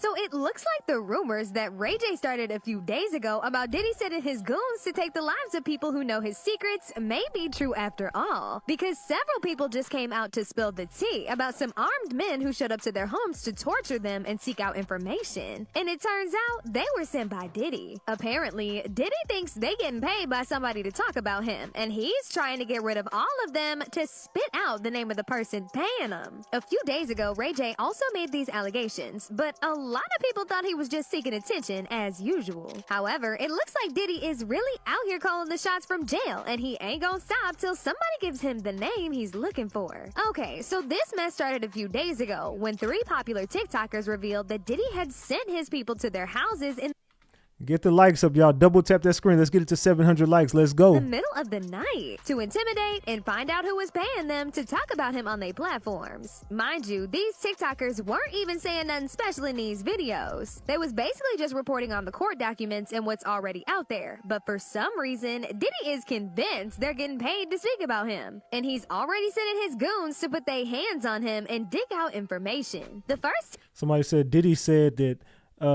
Freddie P said that Diddy made them walk to get cheesecake for Beyonce. Yes. Do y'all know why Diddy had the band go walk and get cheesecake to Brooklyn, knowing damn well that was gonna take about 12 hours for them to get back? Let me give y'all some game real quick. Do y'all know why Diddy had Beyonce up there and they had to walk to get cheesecake versus taking a cab? It wasn't because he was trying to prep them for the industry. It wasn't none of that. Do y'all know what the fuck was really going on that night? Oh, I don't think the chat knows what's going on. Hold on. Do y'all know what's going on? I'm still waiting. Let's go, chat. Let's get active. No? Y'all don't know what's going on? I'm finna tell you if you don't know. Do you guys know what's going on? I'm not asking you who the cake was for. We know the goddamn cheesecake was for her, but do y'all know why they did it? Yes, yeah, there you go. They were having a freak off that night in that same studio that's in all these lawsuits. Beyonce was there without Jay-Z. Beyonce was there to have a freak off with the diddler that night. He needed them to walk the fuck up out of there so that he knew that they would never come back within the time frame of this freak off. TikToker who came out to spill the tea was Samson Krupin, and he was not playing around with Diddy. So let's continue. Let's get to this next one. Oh yeah, I'm exposing all their secrets tonight. Let's go. We still cooking. Let's go. Actually recorded the heated exchange that he had with Diddy's people and even ran to TMZ to make them cover the story because he was scared for his life and he wanted to put everything out there as soon as possible before they attempt to take his life. According to Sam, these goons called themselves private investigators. He said he caught them trying to break into his house through his back door. However, once they realized he was home, they claimed to be private investigators and started questioning him on whether he was getting paid to make videos about Diddy. He went on to show us a video of these so-called private investigators, and I kid you not, even a 2-year-old will be able to know that these men were up to no good. Nothing about them was giving private investigator at all. Good evening, Patriots. Patriots, check in. This is Secret Service Samson. This is crazy. Usually I say I don't make the news, I break the news, but tonight and today I became the Diddy news. So you guys are private investigators who have come to my private home asking about influencers? This is very uncomfortable, you guys. I don't know why. I'll explain. No, you're at my home. After this, he went... Do you guys think that was real, or do you think that was fake? Drop the gems if you think some people really showed up to his crib for Diddy, or drop the caps if you think that was just some internet shit to make him go viral. To the feds to file a report, and he also went to TMZ to tell them about the terrifying experience he had with these men. Who knows what they would have done to him if he didn't see them first and start recording? Because it's like these men came to my back door to ask me if I was working for some company, and then they offered to pay me more than what that company was paying me to stop doing these videos. Did they ever mention a dollar amount? I don't know, y'all. I don't know. I don't know. I don't know. Live coverage of the Sean Diddy Combs case. I'm Jesse Weber. Thank you so much for joining us and also for being so patient with us as we came back. So for the past 2 hours, we have been covering for you in real time about what has been happening in that federal courtroom. It was the issue of bail, now being heard by Judge Arun Subramanian. This is the first time this judge has heard this issue after Sean Combs has been denied bail on 2 separate occasions. And it seems, based on the arguments put forward by the defense and also put by the prosecution, that he may be open to bail for Sean Combs. Now, clearly, as he said, this wouldn't be a situation where he'd be at home confinement in Miami, but it would have to be in New York. The defense talking about how strict these conditions would be, even said they're more stringent than what you see at the MDC, the Metropolitan Detention Center, where Sean Combs is currently housed. You heard objections from the prosecution saying that he had been reaching out to witnesses and victims, that he had been engaging in obstruction, that he is a violent individual, that he is a danger to society. The judge heard both arguments and said he will make a decision early next week. The question becomes, will Sean Combs be home for Thanksgiving? That could be a realistic possibility here. And he also said that he wants letters from both sides on Monday about what Sean Combs is allowed to communicate and what he is not allowed to communicate with. Because the big issue is he allowed to present social media posts about his family, his life? There was a back and forth about whether or not he can, talk about, reverse the narrative for himself, or whether or not that is trying to improperly influence a potential jury pool. So you heard a lot of back and forth.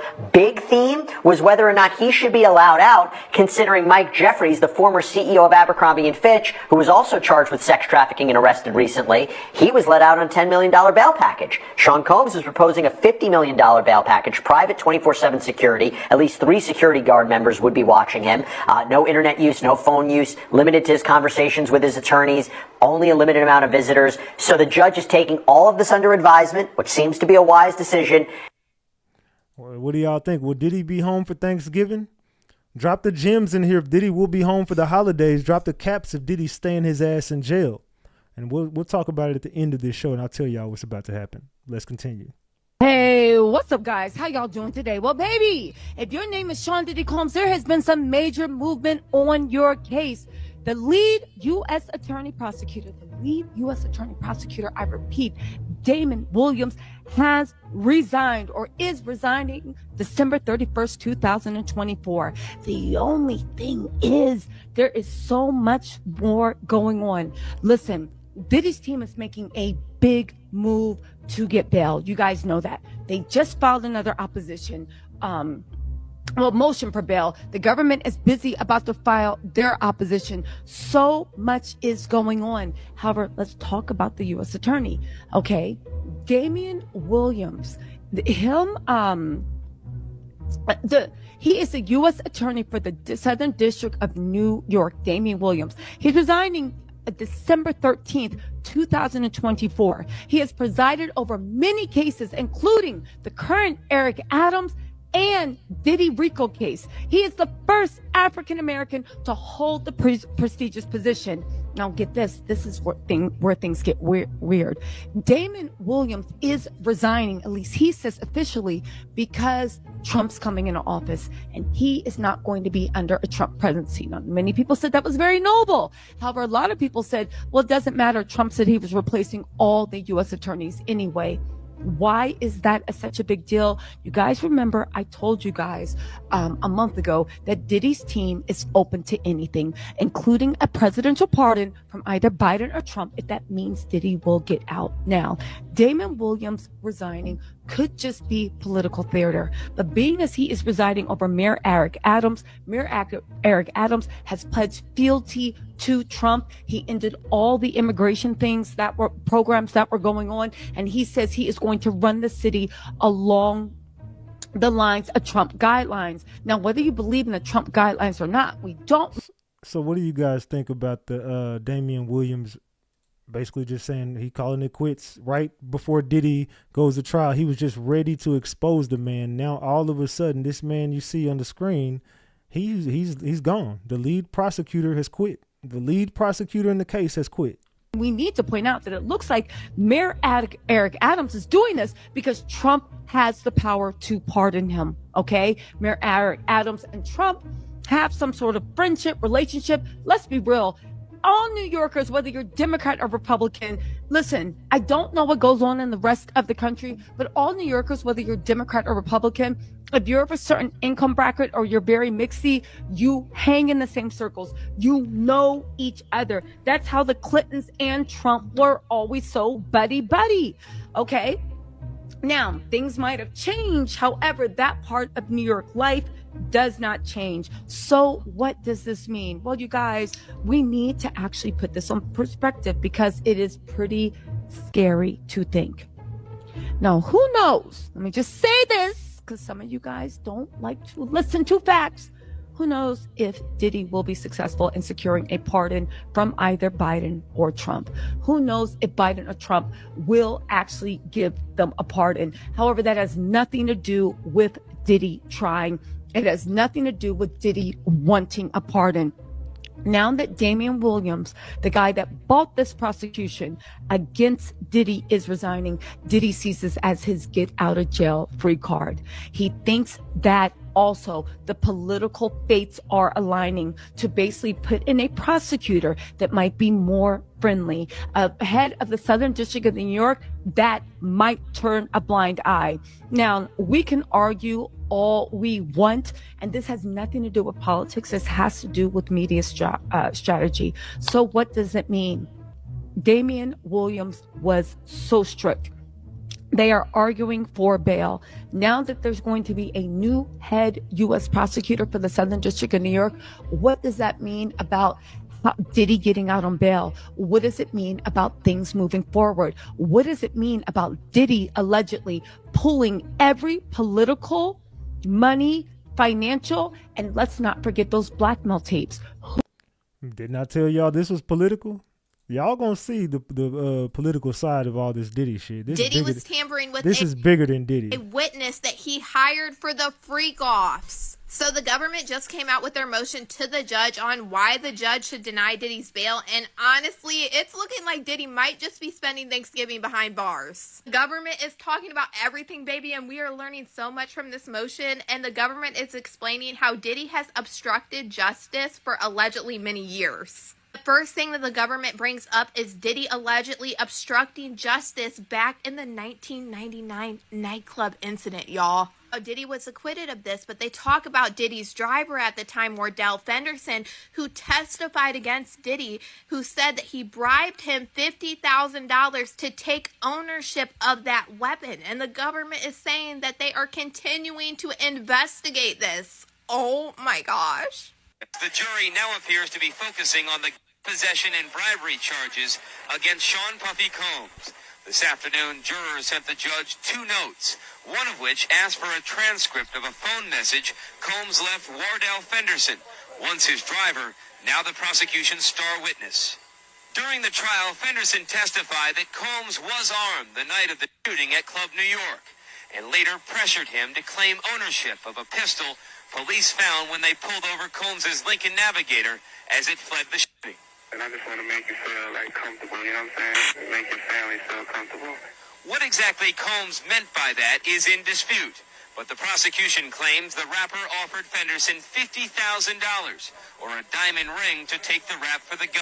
Diddy allegedly bribed security officers with $100,000 in cash to destroy evidence of a brutal assault on a female victim, which we know is Cassie, while they were at a Los Angeles hotel for a freak-off. The defendant, Diddy, bribed hotel security officers $100,000 to make the original video go away.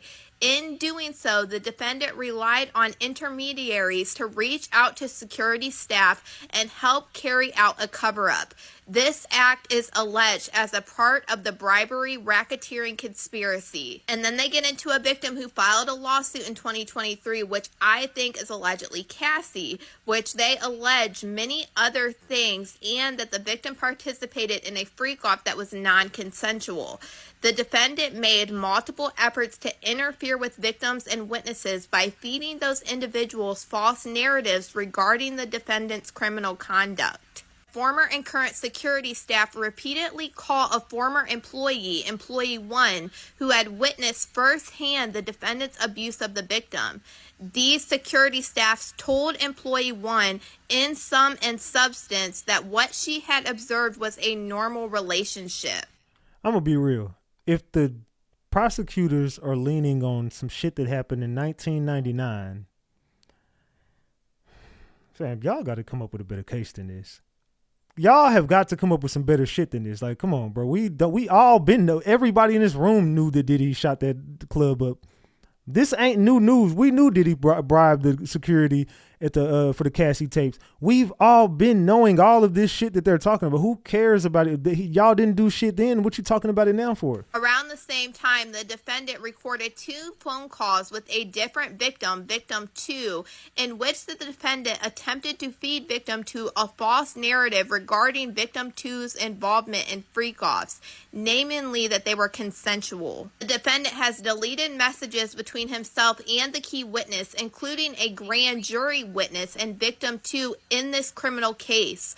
One of those witnesses, Witness 1, is a male commercial worker who participated in freak-offs and received a grand jury subpoena during this investigation. I remembered hearing in the news that there was a worker that came forward against Diddy claiming that he was in that hotel room with Cassie and Diddy when she was trying to escape Diddy, and he allegedly even gave video evidence over to the feds. Now we have them confirming that he is victim number 1. Prior to the bail hearing before Judge Carter, the defendant said that he would not reach out to grand jury witnesses. It became clear that the defendant has done just that. Phone records and electronic evidence devices show the defendants contacted Witness 1 repeatedly leading up to and after his appearance in the grand jury. Then the defendant apparently deleted the messages from his phone. There were further communications and there were text messages through this entire period, including August 2024, that were deleted. In the lead up to his arrest, the defendant appeared to have deleted messages with Victim 2, including and related to the significance of payments that he was continuing to provide Victim 2. And then they go on to talk about how in jail that he was using other inmates' POC numbers and contact me ASAPs. And they said that while at the MDC, the defendant has instructed family members and third parties to contact multiple potential witnesses and victims. The defendant has provided these instructions to others by using unauthorized means of communication as described above, which are difficult to monitor, often using coded language. Potential victims and witnesses that the defendant has instructed others to contact include former romantic partners and former employees, most of whom have experienced or witnessed the defendant's significant violence. At the November 22nd, 2024 hearing, the defense counsel argued that these contacts went through attorneys. However, that is simply not the case. For example, the defendant asked a family member to call Victim 2.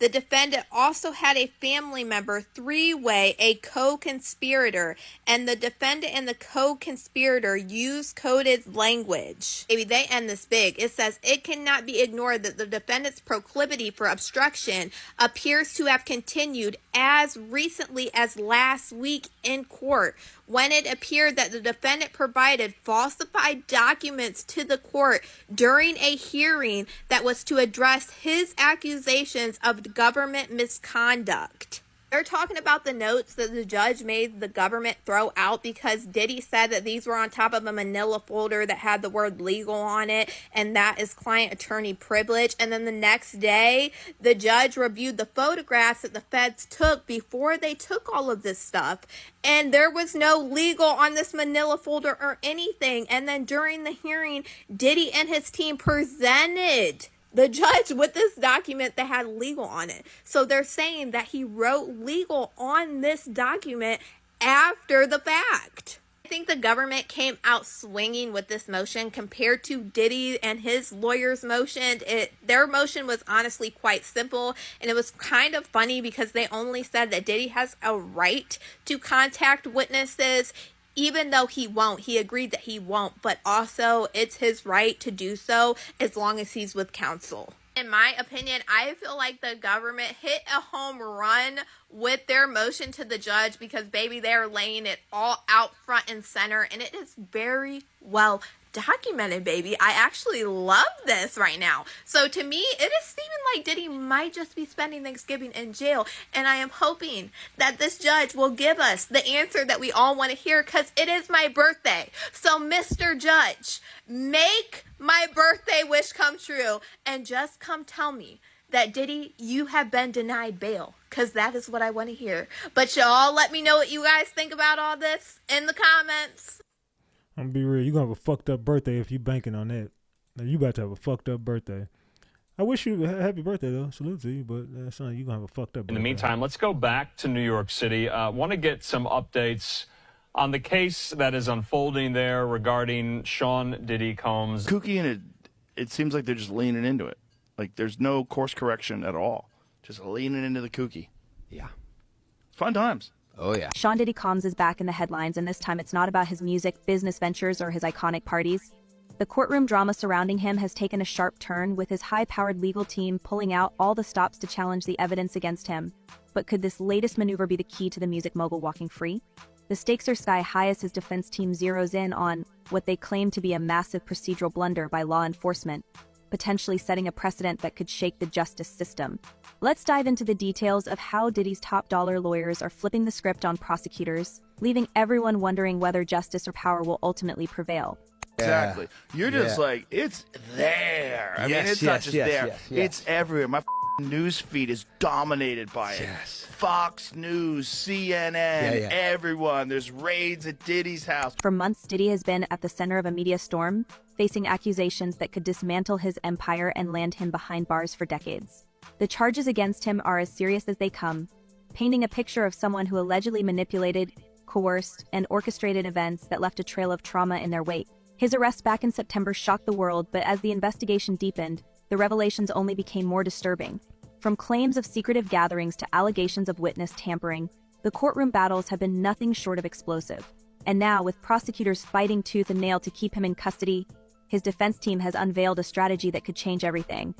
And I'm gonna be real. How many bail hearings that have been denied 3 times already go 2 freaking hours? Why would you be sitting in that courtroom for 2 hours debating about some shit that's already been denied 3 times, and then you need more time? Like, bro, just let him out already. At the heart of this latest legal battle is a pile of handwritten notes that were seized during a raid of Diddy's jail cell at the Metropolitan Detention Center in Brooklyn.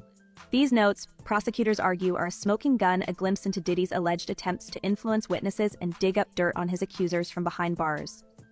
Assistant U.S. Attorney Christy Slavic didn't mince words, telling the court that these notes included plans to pay off witnesses and instructions to family members to gather damaging information on his alleged victims. For the prosecution, these notes are more than just scribbles on a notepad. They are evidence of obstruction that could justify keeping Diddy locked up until his trial. So I would imagine if you're the CIA, you're like, okay, we're looking for people who have gone through these things in their life that have curated this kind of like personality type. Well, isn't it just like part of the gig? Like here's a for instance, like your bit about Puffy. But Diddy's legal team is having none of it. Led by Mark Agnifilo, a seasoned attorney known for navigating high-profile cases, the defense is arguing that the seizure of these notes was not only a violation of Diddy's constitutional rights, but also a breach of attorney-client privilege. According to Agnifilo, the notes were part of privileged communications between Diddy and his legal team, detailing defense strategies and private discussions that should have been off-limits to investigators. During a heated... And we all know Diddy team lying. Diddy team is just working with the fucking judge. That's all it is. Heated court hearing, Agnifilo declared, the bottom line is that no multi-agency law enforcement initiative justified rifling through Mr. Combs' personal handwritten notes of conversations with his lawyers, and the prosecutor's arguments to the contrary lack all credibility. At the courthouse in Lower Manhattan, the judge ordering the prosecution to turn over its findings from a jail cell raid, Diddy's jail cell, just yesterday. What were the contents of those raids? Well, apparently, according to the defense, they're legal documents. The government saying no, on the contrary, they're just some handwritten notes and a calendar. And it's not just lawyerly rhetoric. The defense is leaning heavily on the argument that the raid violated the 4th, 5th, and 6th Amendments of the Constitution, claiming that the search was unconstitutional and that the materials seized should never have been shared with the prosecution. The crux of their argument is that these notes were obtained during what they call an institutional failure, a pretextual sweep disguised as a routine search for contraband. Agnifilo has gone as far as to demand surveillance footage of the raid, suggesting that the search may have been specifically targeted at Diddy rather than part of a broader security operation. I think it's over. You think it's over? I think it's over for him as like a figure in entertainment. Right. But do you think it's over as him as far as jail? like he gets a cell right next to R. Kelly? I don't think so. The defense's strategy The industry knows Diddy getting out. is clear, undermine the credibility of the prosecution by framing the seizure of the notes as a reckless and unlawful overreach. If they succeed, it could deal a significant blow to the prosecution's case. After all, if the court agrees that the notes were improperly obtained, prosecutors may be forced to exclude them from evidence, potentially gutting their claims of obstruction and witness tampering. And for Diddy, that could mean a much stronger chance of securing bail, if not outright dismissal of some charges. That's it. You know, if it is privilege, of course they won't. But if it really is what the prosecution says that has nothing to do with the case, or even worse, it's actually evidence of witness tampering, because we all know the attorney-client privilege, there's a crime fraud exception. You can't use your lawyer to perpetuate a future or continuing fraud or crime. So if the documents are what the government says they are, they're going to get them again. And again, it's just going to be a matter of days, because I don't expect. But the prosecution is standing firm, insisting that the search was conducted lawfully and that the notes are fair game. According to Slavic, the notes were obtained during a planned sweep by the Bureau of Prisons to address contraband and substances within the facility. She argued that no member of the prosecution team was aware of or responsible for the search, distancing herself and her colleagues from any allegations of misconduct. Slavic also dismissed the defense's claims of attorney-client privilege, pointing out that the notes included to-do lists and other writings that had nothing to do with legal advice. A witness was paid off, and finding dirt on 2 different victims is not privilege, she told the court, doubling down on the argument that these notes reveal a deliberate attempt by Diddy to obstruct justice. So there's a few things going on. First is the privilege issue. The judge will decide whether the documents are privileged or not. If they're not, they're going to go to the government. If the Diddy's team has paid witnesses off. They've tampered. They've obstructed justice. They've done everything under the sun that shows you why Diddy should get denied bail. But he won't, because he's working with the damn judge. They're not only not privileged, but they're evidence of witness tampering. Then a few things can happen, all of which are bad for Sean Diddy Combs.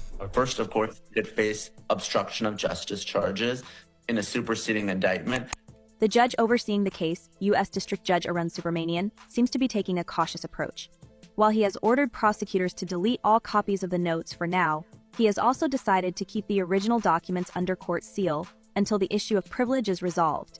This decision effectively puts the notes in legal limbo, leaving both sides scrambling to make their case. For the defense, it's a small but significant victory, as it buys them time to argue that the notes should never have been seized in the first place. For the prosecution, it's a temporary setback, but one that could have lasting implications if the court ultimately rules against them. The legal wrangling over these notes is just the latest chapter in a case that has already seen its fair share of twists and turns. Earlier this month, prosecutors accused Diddy of using his time in jail to orchestrate a public relations campaign aimed at swaying potential jurors. According to court documents, Diddy allegedly instructed his children to post a video on social media wishing him a happy birthday, a move prosecutors called a calculated attempt to influence public opinion. They also claim that he made numerous calls to potential witnesses, using other inmates' phone accounts to avoid detection. These allegations, combined with the notes found in his cell, paint a picture of someone who is willing to do whatever it takes to tilt the scales of justice in his favor. I ain't gonna lie, anybody else who would have done half of the shit Diddy did, they would have got more charges added on. He doesn't kind of buy what the prosecution's selling. He thinks they've looked at the notes. Yeah. He thinks that they're cheating. I mean, I would think that too. But apparently what happened is commonplace. But for all the damning allegations, Diddy's defense team has managed to keep the spotlight on what they see as flaws in the prosecution's case. Agnifilo has repeatedly emphasized that his client's rights were violated, accusing the government of overreach and misconduct at every turn. And with the judge now scrutinizing the legality of the cell raid, the defense is hoping to turn the tables by shifting the narrative away from Diddy's alleged actions and toward the government's handling of the case. The 90s. Music business.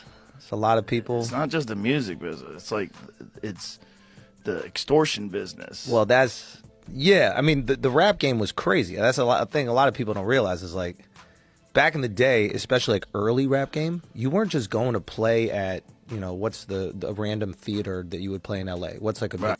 It's a high-stakes gamble, but one that could pay off if the defense can convince the court that the prosecution's case is built on shaky ground.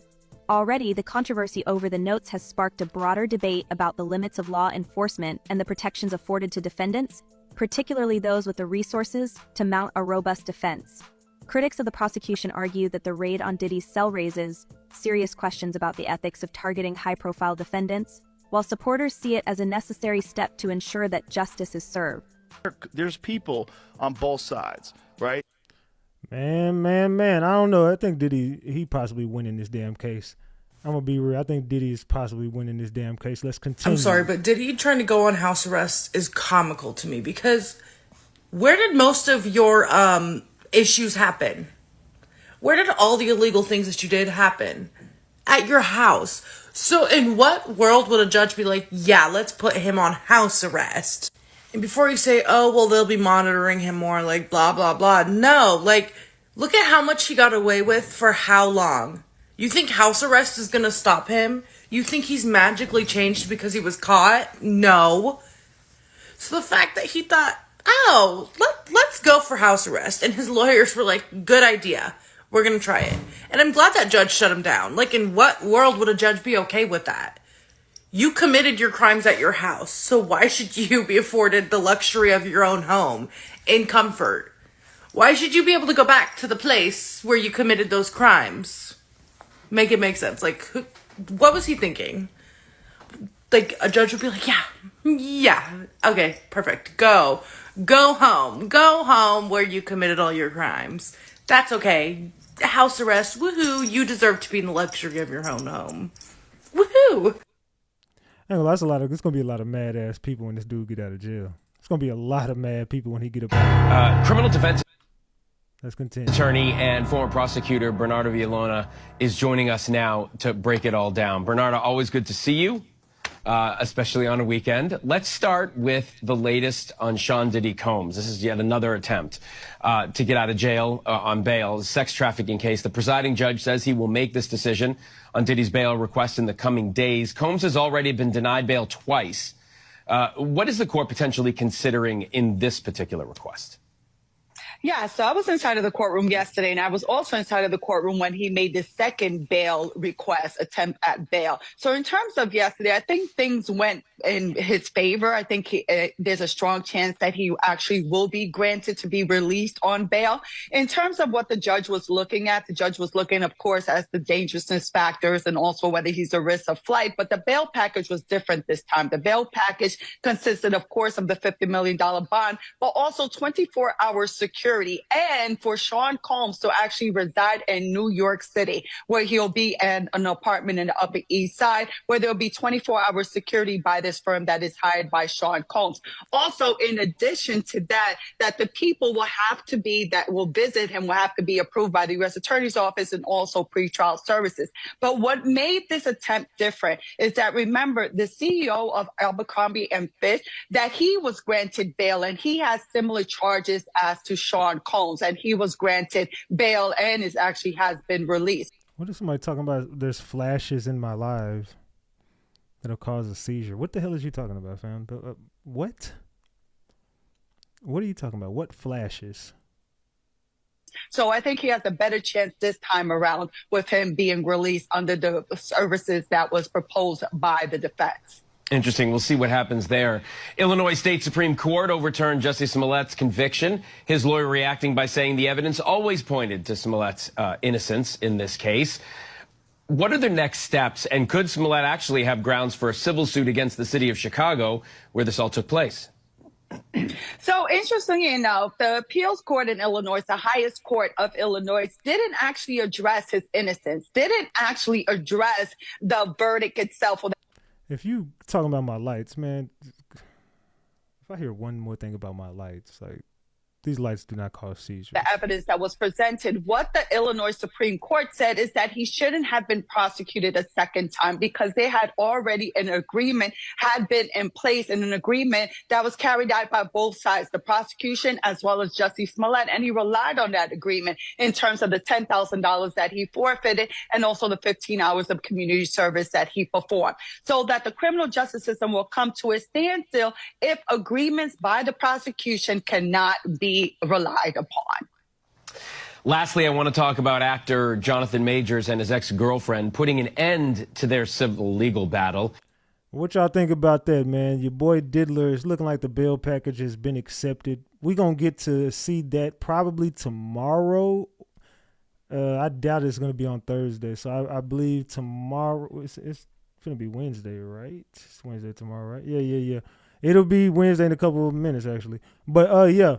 It definitely will be probably today that we hear Diddy's bail package has been accepted. He probably will be getting out later on today, or I don't think it'll be Thursday, maybe Friday. If not today, he'll be spending Thanksgiving in jail, and he will be out by Friday. But I'm thinking it'll be today. More than likely. From what I've heard, it'll be today or later on tomorrow. Excuse me. He said, when you watch the replay, you might see the flash in between clips. No, not your lights. It's okay. If someone can't take a video clip that's coming in, it's okay. I've never heard that before.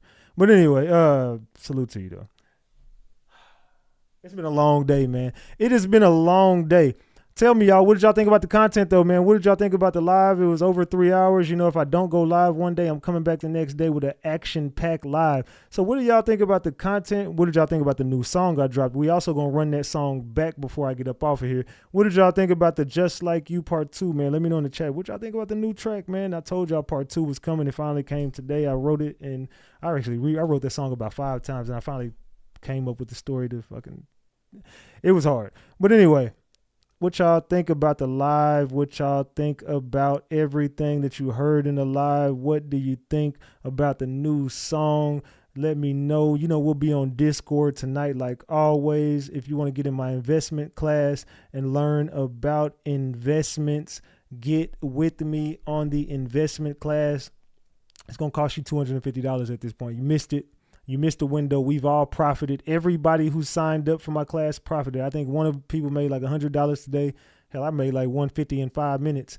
I can show y'all the game, man. Everybody made at least $100 today. I put it like that. Everybody that's in my class has got up under me is making money. I ain't seen nobody that ain't profiting. So get with me on my investment classes, man, so we can show y'all how to do these investments and whatnot. You know what I'm saying? Y'all make sure y'all get with your boy Big Ratchet, man. We out here making money and we making moves, you know what I'm saying, like no other. So get with me on the back end, The Ratchet TV on Instagram and TikTok. Make sure y'all get with me. You know what I'm talking about? Well, it's already finna be 12. So I'm finna get ready to get the hell up off here. I'm gonna run these 2 songs back to back, and we gonna get the hell up off here. I am tired and I am hungry. Y'all already know what time it is, man. Your boy Ratchet is finna get the hell up off of here, man. And I'm finna run these tracks. Give me a second. And we finna get the hell up off of here, y'all. Salute to the gang, man. Salute to the gang. I love each and every one of y'all more than y'all will ever know. But as far as this live, man, hey, y'all get with me in the comment section. Let me know what y'all thought about the live content. Let me know everything you thought about it, man. I gotta know. All right, let me put this damn song on. All right, salute. I'm finna get ready to get the hell up off here. I'll be back and talk to y'all after this song go off. Salute.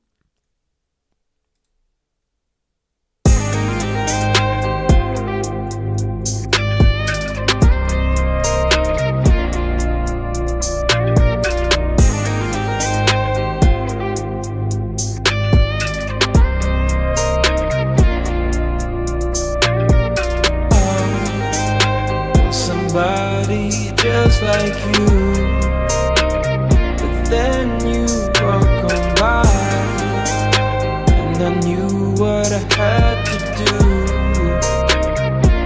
The way you're moving, seeking, you probably won't find her. Got her rocking my chain like I signed her. You gotta remember the nights where you lied. She cried. If the shores didn't hide, get behind her. Trust me, I got her, it'll be alright. You had her in the dark, I'ma bring her to the light. Plus you was stressing about paying off the lights. And if you get the tripping, then I'm a pipe. I know that's what you like, cause you my little freak. And when you get to going, you be fucking up my sheets. And if you find out what we did last week, when you was supposed to be going out with your niece. But I'ma be quiet, cause I gotta keep it P. And now you in the days, cause I got you getting weak. But don't fall in love, cause you know I'm for the streets. And he better not find out about me. And now she like, mess with my mind, turn down the lights, you know I'm so into you, man, this girl been blowing on my phone. But I don't hit back, cause I be up in my zone. Hit D&D, wanna be alone. She OD, wanna be up in my home. Fuck that, I can't get attached. I been cracked that, you can have it back. These hoes I don't trust on top of that. I'm just spitting facts cause that won't last. These hoes love going back to the past. Back to the stress and back to the laugh. Meanwhile you be sitting having flashbacks. Sitting back just trying to make the math mad. Not me, I'ma chill and get the last laugh. Kick rocks, I'ma leave the past in the past. Block the number, now she crying, yeah, now she mad. Now she pill popping, taking half of a half. So sad, she just worried about the next play. Play victim, do the same thing the next day. Sit back, you can wait on that day. Karma come, but it don't got a set date. But I'ma be quiet, cause I gotta keep it P. And now you in the days, cause I got you getting weak. But don't fall in love, cause you know I'm for the streets. And he better not find out about me.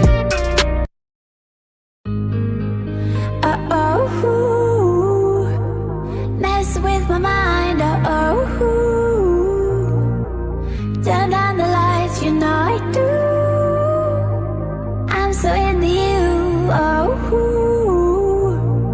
Girl, you know that you so sweet, and you taste just like a peach. You can't get away from me, baby. And I know I make you weak. You tried to take a break from me, but you can't get away from me, baby. Ooh, girl, taste like candy, taste so good, nicknamed the brandy. Can't nobody understand it. Half the time she cannot stand me. Ooh, girl, you so sexy, I might let you rock my necklace. I think that you need a vacay, cause you look like you been stressing. You stressing me every time you get away from me. But faithfully, you promised that you'd always find your way to me. Impatiently, I'm holding on to every word you say to me. Don't play with me, I knew that you was never really gonna wait for me.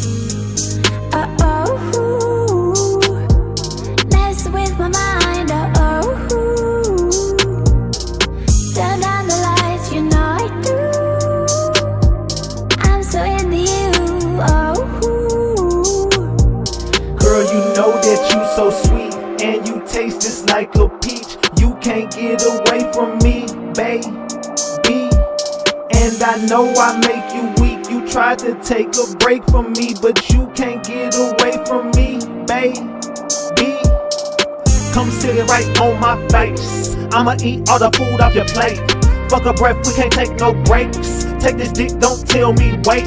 You know the record, let's set this straight. Pin you down to the bed, let me seal your fate. Now he blowing up your phone and I know you gotta go, but hit D&D cause that nigga gotta wait. Cause you stressing me every time you get away from me. But faithfully you promised that you'd always find your way to me. Impatiently I'm holding on to every word you say to me. Don't play with me, I knew that you was never really gonna wait for me.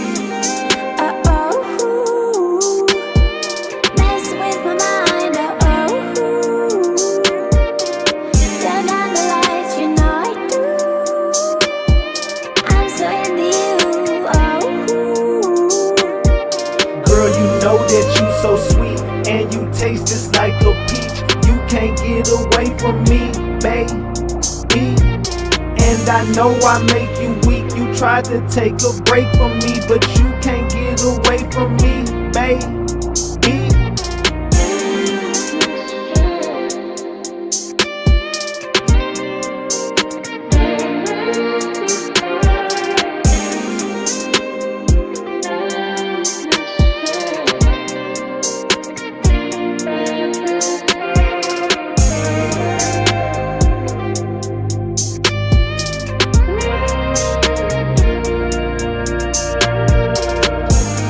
Y'all wanna run that back?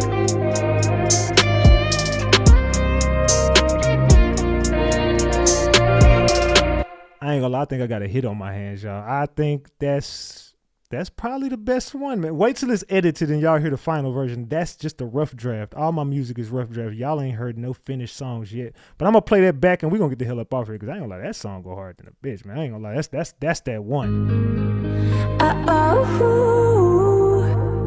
Mess with my mind, turn down the lights, you know I do. I'm so into you, Girl, you know that you so sweet and you taste just like a peach. You can't get away from me, baby.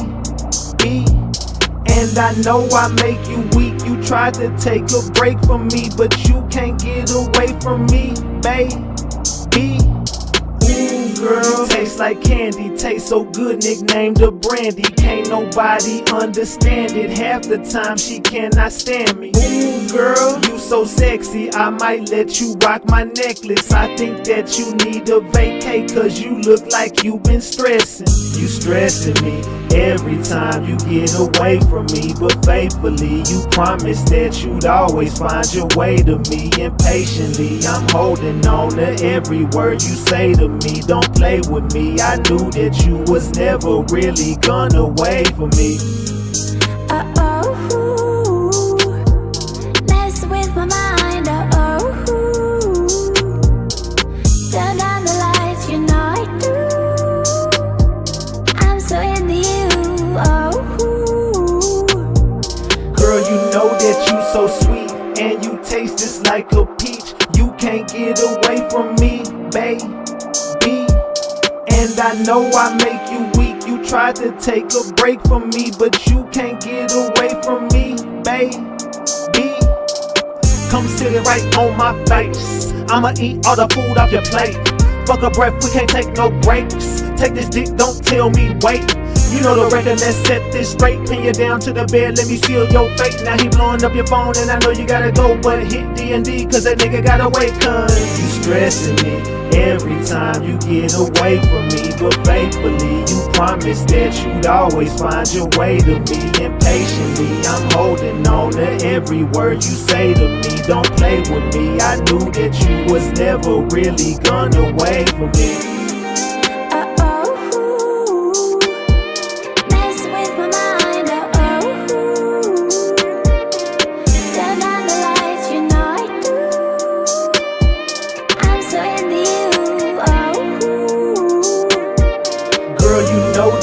So sweet and you taste just like a peach. You can't get away from me, baby.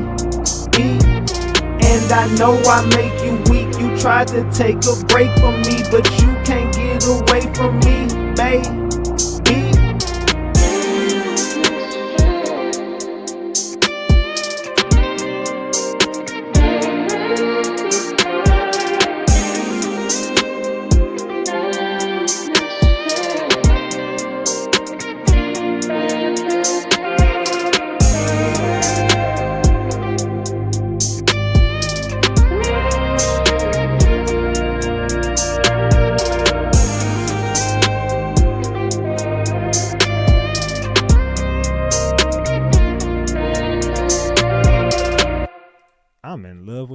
fucking song. I ain't gonna lie, y'all. That when I first heard it, I was like, man, is that?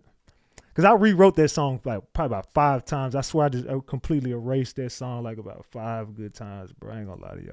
I was like struggling with that one. Because it was based upon part 1, which was just you had to be on my Discord to even understand what the song was really like. It wasn't a joke, but it was just like some shit that had kind of transpired on Discord, some shit.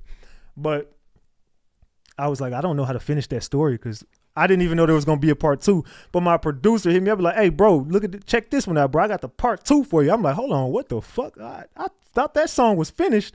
Now I got to figure out a way to fucking rewrite this damn story, but tell a story, but kind of have it like on a sex vibe, but kind of like on some like, I can't stay away from this chick. She can't stay away from me type shit, but she got a man. I got to continue the story with a man because she got a man. You know what I'm saying? She got a husband or some shit in the first song. So I had to finish the story and I was like, I don't know how to finish this story. But I think I did a good job of finishing that story. I was trying my hardest with that one. I struggled with that one. I ain't gonna lie to y'all. But salute, man. I had fun with y'all tonight, man. Hopefully y'all enjoy the music, the album, for all my ratchets. For all the ratchets, my bad. For all the ratchets or for all my ratchets. One of the two. I don't know what I'm gonna name. It's either for all the ratchets or for all my ratchets. Which y'all want? For all the I think it was for all the I think it was called For All the Ratchets. I think that's what I agreed on. But anyway, salute, Ronnie. I see you, my boy. What up, Ronnie? What up, Jess B, Lady Nye, Cocoa Butter.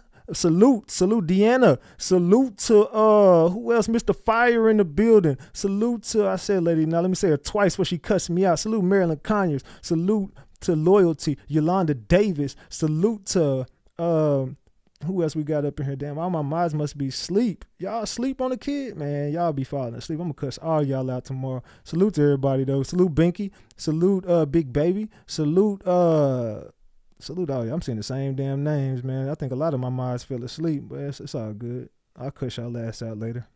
It's don't start. Lady, yeah, you know I'm going to get on your big head ass. Salute to you, Lady Nye. Salute to all the ladies and gentlemen in the building, man. I love all y'all. Salute to everybody. What up, Keyshawn? What up, Shu? What up, Dundada? What up, y'all? Salute to everybody. Kim Scott, I see you. Salute. Akila, salute. TJ Maxx, salute.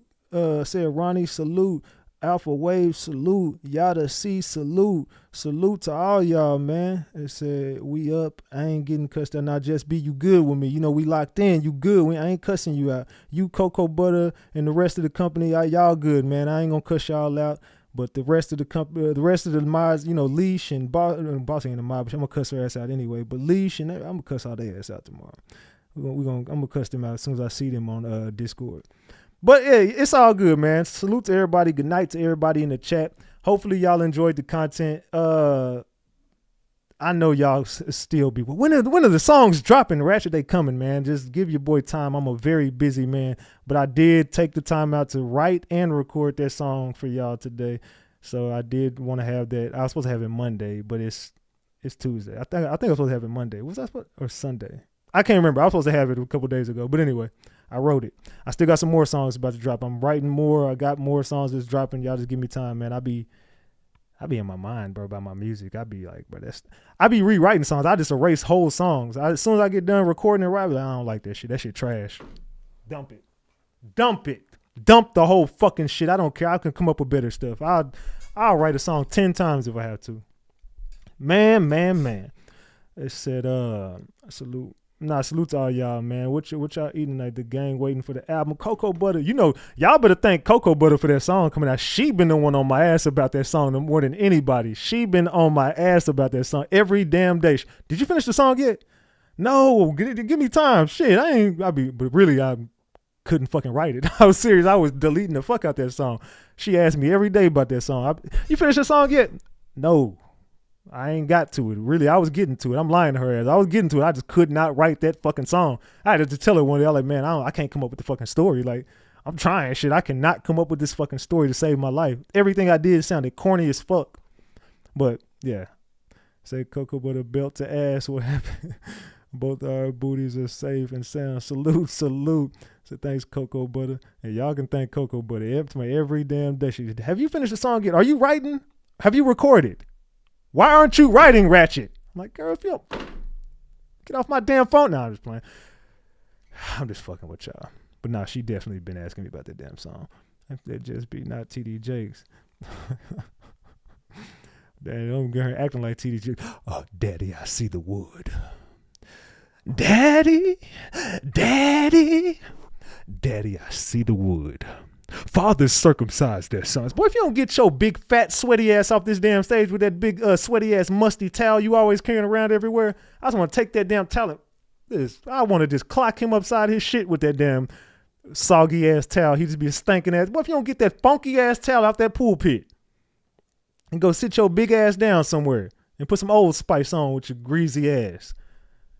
So you are a mess. I can't stand TD Jakes. So I really want to run this boxing match with him, dog. Like, we got to run this fade. We got to run that fade, TD. To my boy, that'd be worse than, I ain't going to, I'll probably embarrass that dude, man. They'll probably put charges on me after that fight. I'm be serious. They gonna put a charge on me. Never mind. You know what? I take that back. I don't want no fade, man. God bless you, my brother. They gonna lock my ass up for what I do. Boy, I'm talking about, if I get in that ring, fam, it's gonna be, I'm gonna get some type of charge when I leave that motherfucker, because that dude ain't making it about that motherfucker. I'm talking about so everything you involved in touch will go up to the platinum status. Salute, salute, salute. This is when I saw Tyler Perry put his hands on him and act like he was saved. I've been done with him longer than that, but definitely once I seen that shit, I wanted to clock him and Tyler Perry. All I can see is Tyler. Every time I see him, no matter how masculine he try to look, I just see Madea. I can't unsee Madea when I look at him. No matter what he does, there's nothing that he could do. He could just get as thugged out as he wants to. I'm just going to see Madea. I can't unsee Madea with him. Like, I will always look at Tyler Perry just like a woman, a big-ass 6'8" woman. I'm sorry. I can't unsee that shit. He looks just like, I mean, I know it's Madea, but that's just Madea, bro. Every time I see him, it don't matter what he got on, it's just Madea. Madea, because you just a thugged out version of Madea at this point, fam. Your big ass look like a woman. I'm sorry. You doing awesome, all of them. Salute, I appreciate it, man. Hey, man, I ain't gonna lie, I'm gonna have to jam that song probably about 10 more times tonight. If you want that song sent to you, yeah, I'll send it to you. I send it to my people I fuck with. I send my music to people I rock with. But if you want the song early, just hit me up on the back end. I'll send it to you, email or your phone or something. If you got my number, just hit me up on my phone and just say, send me the song. I got you. Just hit me up. I got the song on my phone, so. Yeah, just hit me up on the back end. I got y'all. I'm finna get the hell up off here, though, man. I'm finna get on Discord. I'll rock with y'all later, man. Salute to the gang. Salute to the gang. Salute to the motherfucking gang. Know what I'm talking about? I love all y'all more than y'all will ever know. I'm finna get up off of here and get me something to eat and go cuss out my moderators and shit whenever they wake their ass up. Salute, man. I'm finna go try to get some more money, man. I'm finna see what's up on the stocks. I know it's late night, but I gotta, you know what I'm saying? I be doing my thing. Well, it's not the stocks. I'm finna check my currency shit. Anyway, I'm finna get the hell up off here, y'all. You want to get with me and make some money, get with me on the back end. I love each and every one of y'all more than y'all will ever know. Salute to the gang. Make sure y'all go run that damn. Matter of fact, I love the song so much. I love the song so damn much. We're going to run it back one more time, y'all. And we out. Mess with my mind. Turn down the lights, you know I do. I'm so into you. Girl, you know that you so sweet and you taste just like a peach. You can't get away from me, baby. And I know I make you weak. You tried to take a break from me, but you can't get away from me, baby.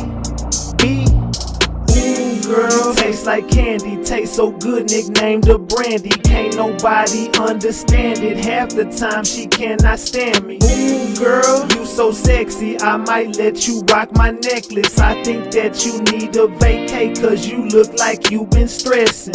You stressing me every time you get away from me, but faithfully you promised that you'd always find your way to me. Impatiently I'm holding on to every word you say to me. Don't play with me, I knew that you was never really gonna wait for me. Mess with my mind. Turn down the lights, you know I do. I'm so into you. Girl, you know that you so sweet and you taste just like a peach. You can't get away from me, baby. And I know I make you weak. You tried to take a break from me, but you can't get away from me, baby. Come sit it right on my face. I'ma eat all the food off your plate. Fuck a breath, we can't take no breaks. Take this dick, don't tell me wait. You know the record, let's set this straight. Pin you down to the bed, let me seal your fate. Now he blowing up your phone and I know you gotta go, but hit D&D cause that nigga gotta wait. Cause you stressing me every time you get away from me. But faithfully you promised that you'd always find your way to me. Impatiently I'm holding on to every word you say to me. Don't play with me, I knew that you was never really gonna wait for me.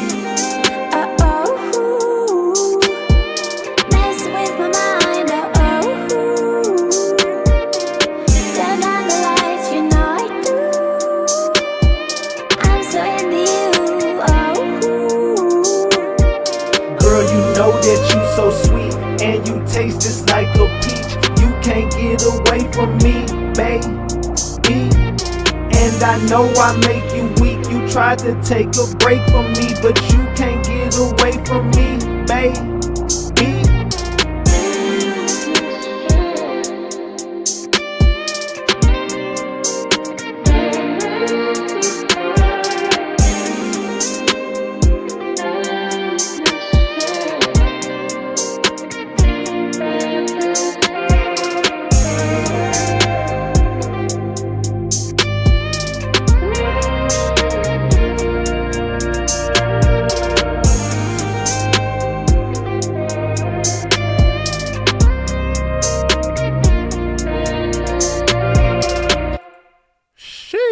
I'm telling y'all, man, can't nobody fuck with that. I'm telling you, that's that one. I ain't gonna lie, that's the best one I done did, man. I mean, Pipe Up and all that other shit go hard as hell, but that's something about that fucking song just, that's gonna be the one. That's gonna get us up out the hood, cuz. That one gonna get us up out the hood. Salute, man. Hey, I love y'all, man. I'm gone, man. I'm gonna get the hell up off here. I'm supposed to have been eating, man. I'm hungry, man. I love y'all, man. Salute to the gang. Salute to the gang. Salute to the motherfucking gang, man. I'm out. I love y'all, man. Tone bite.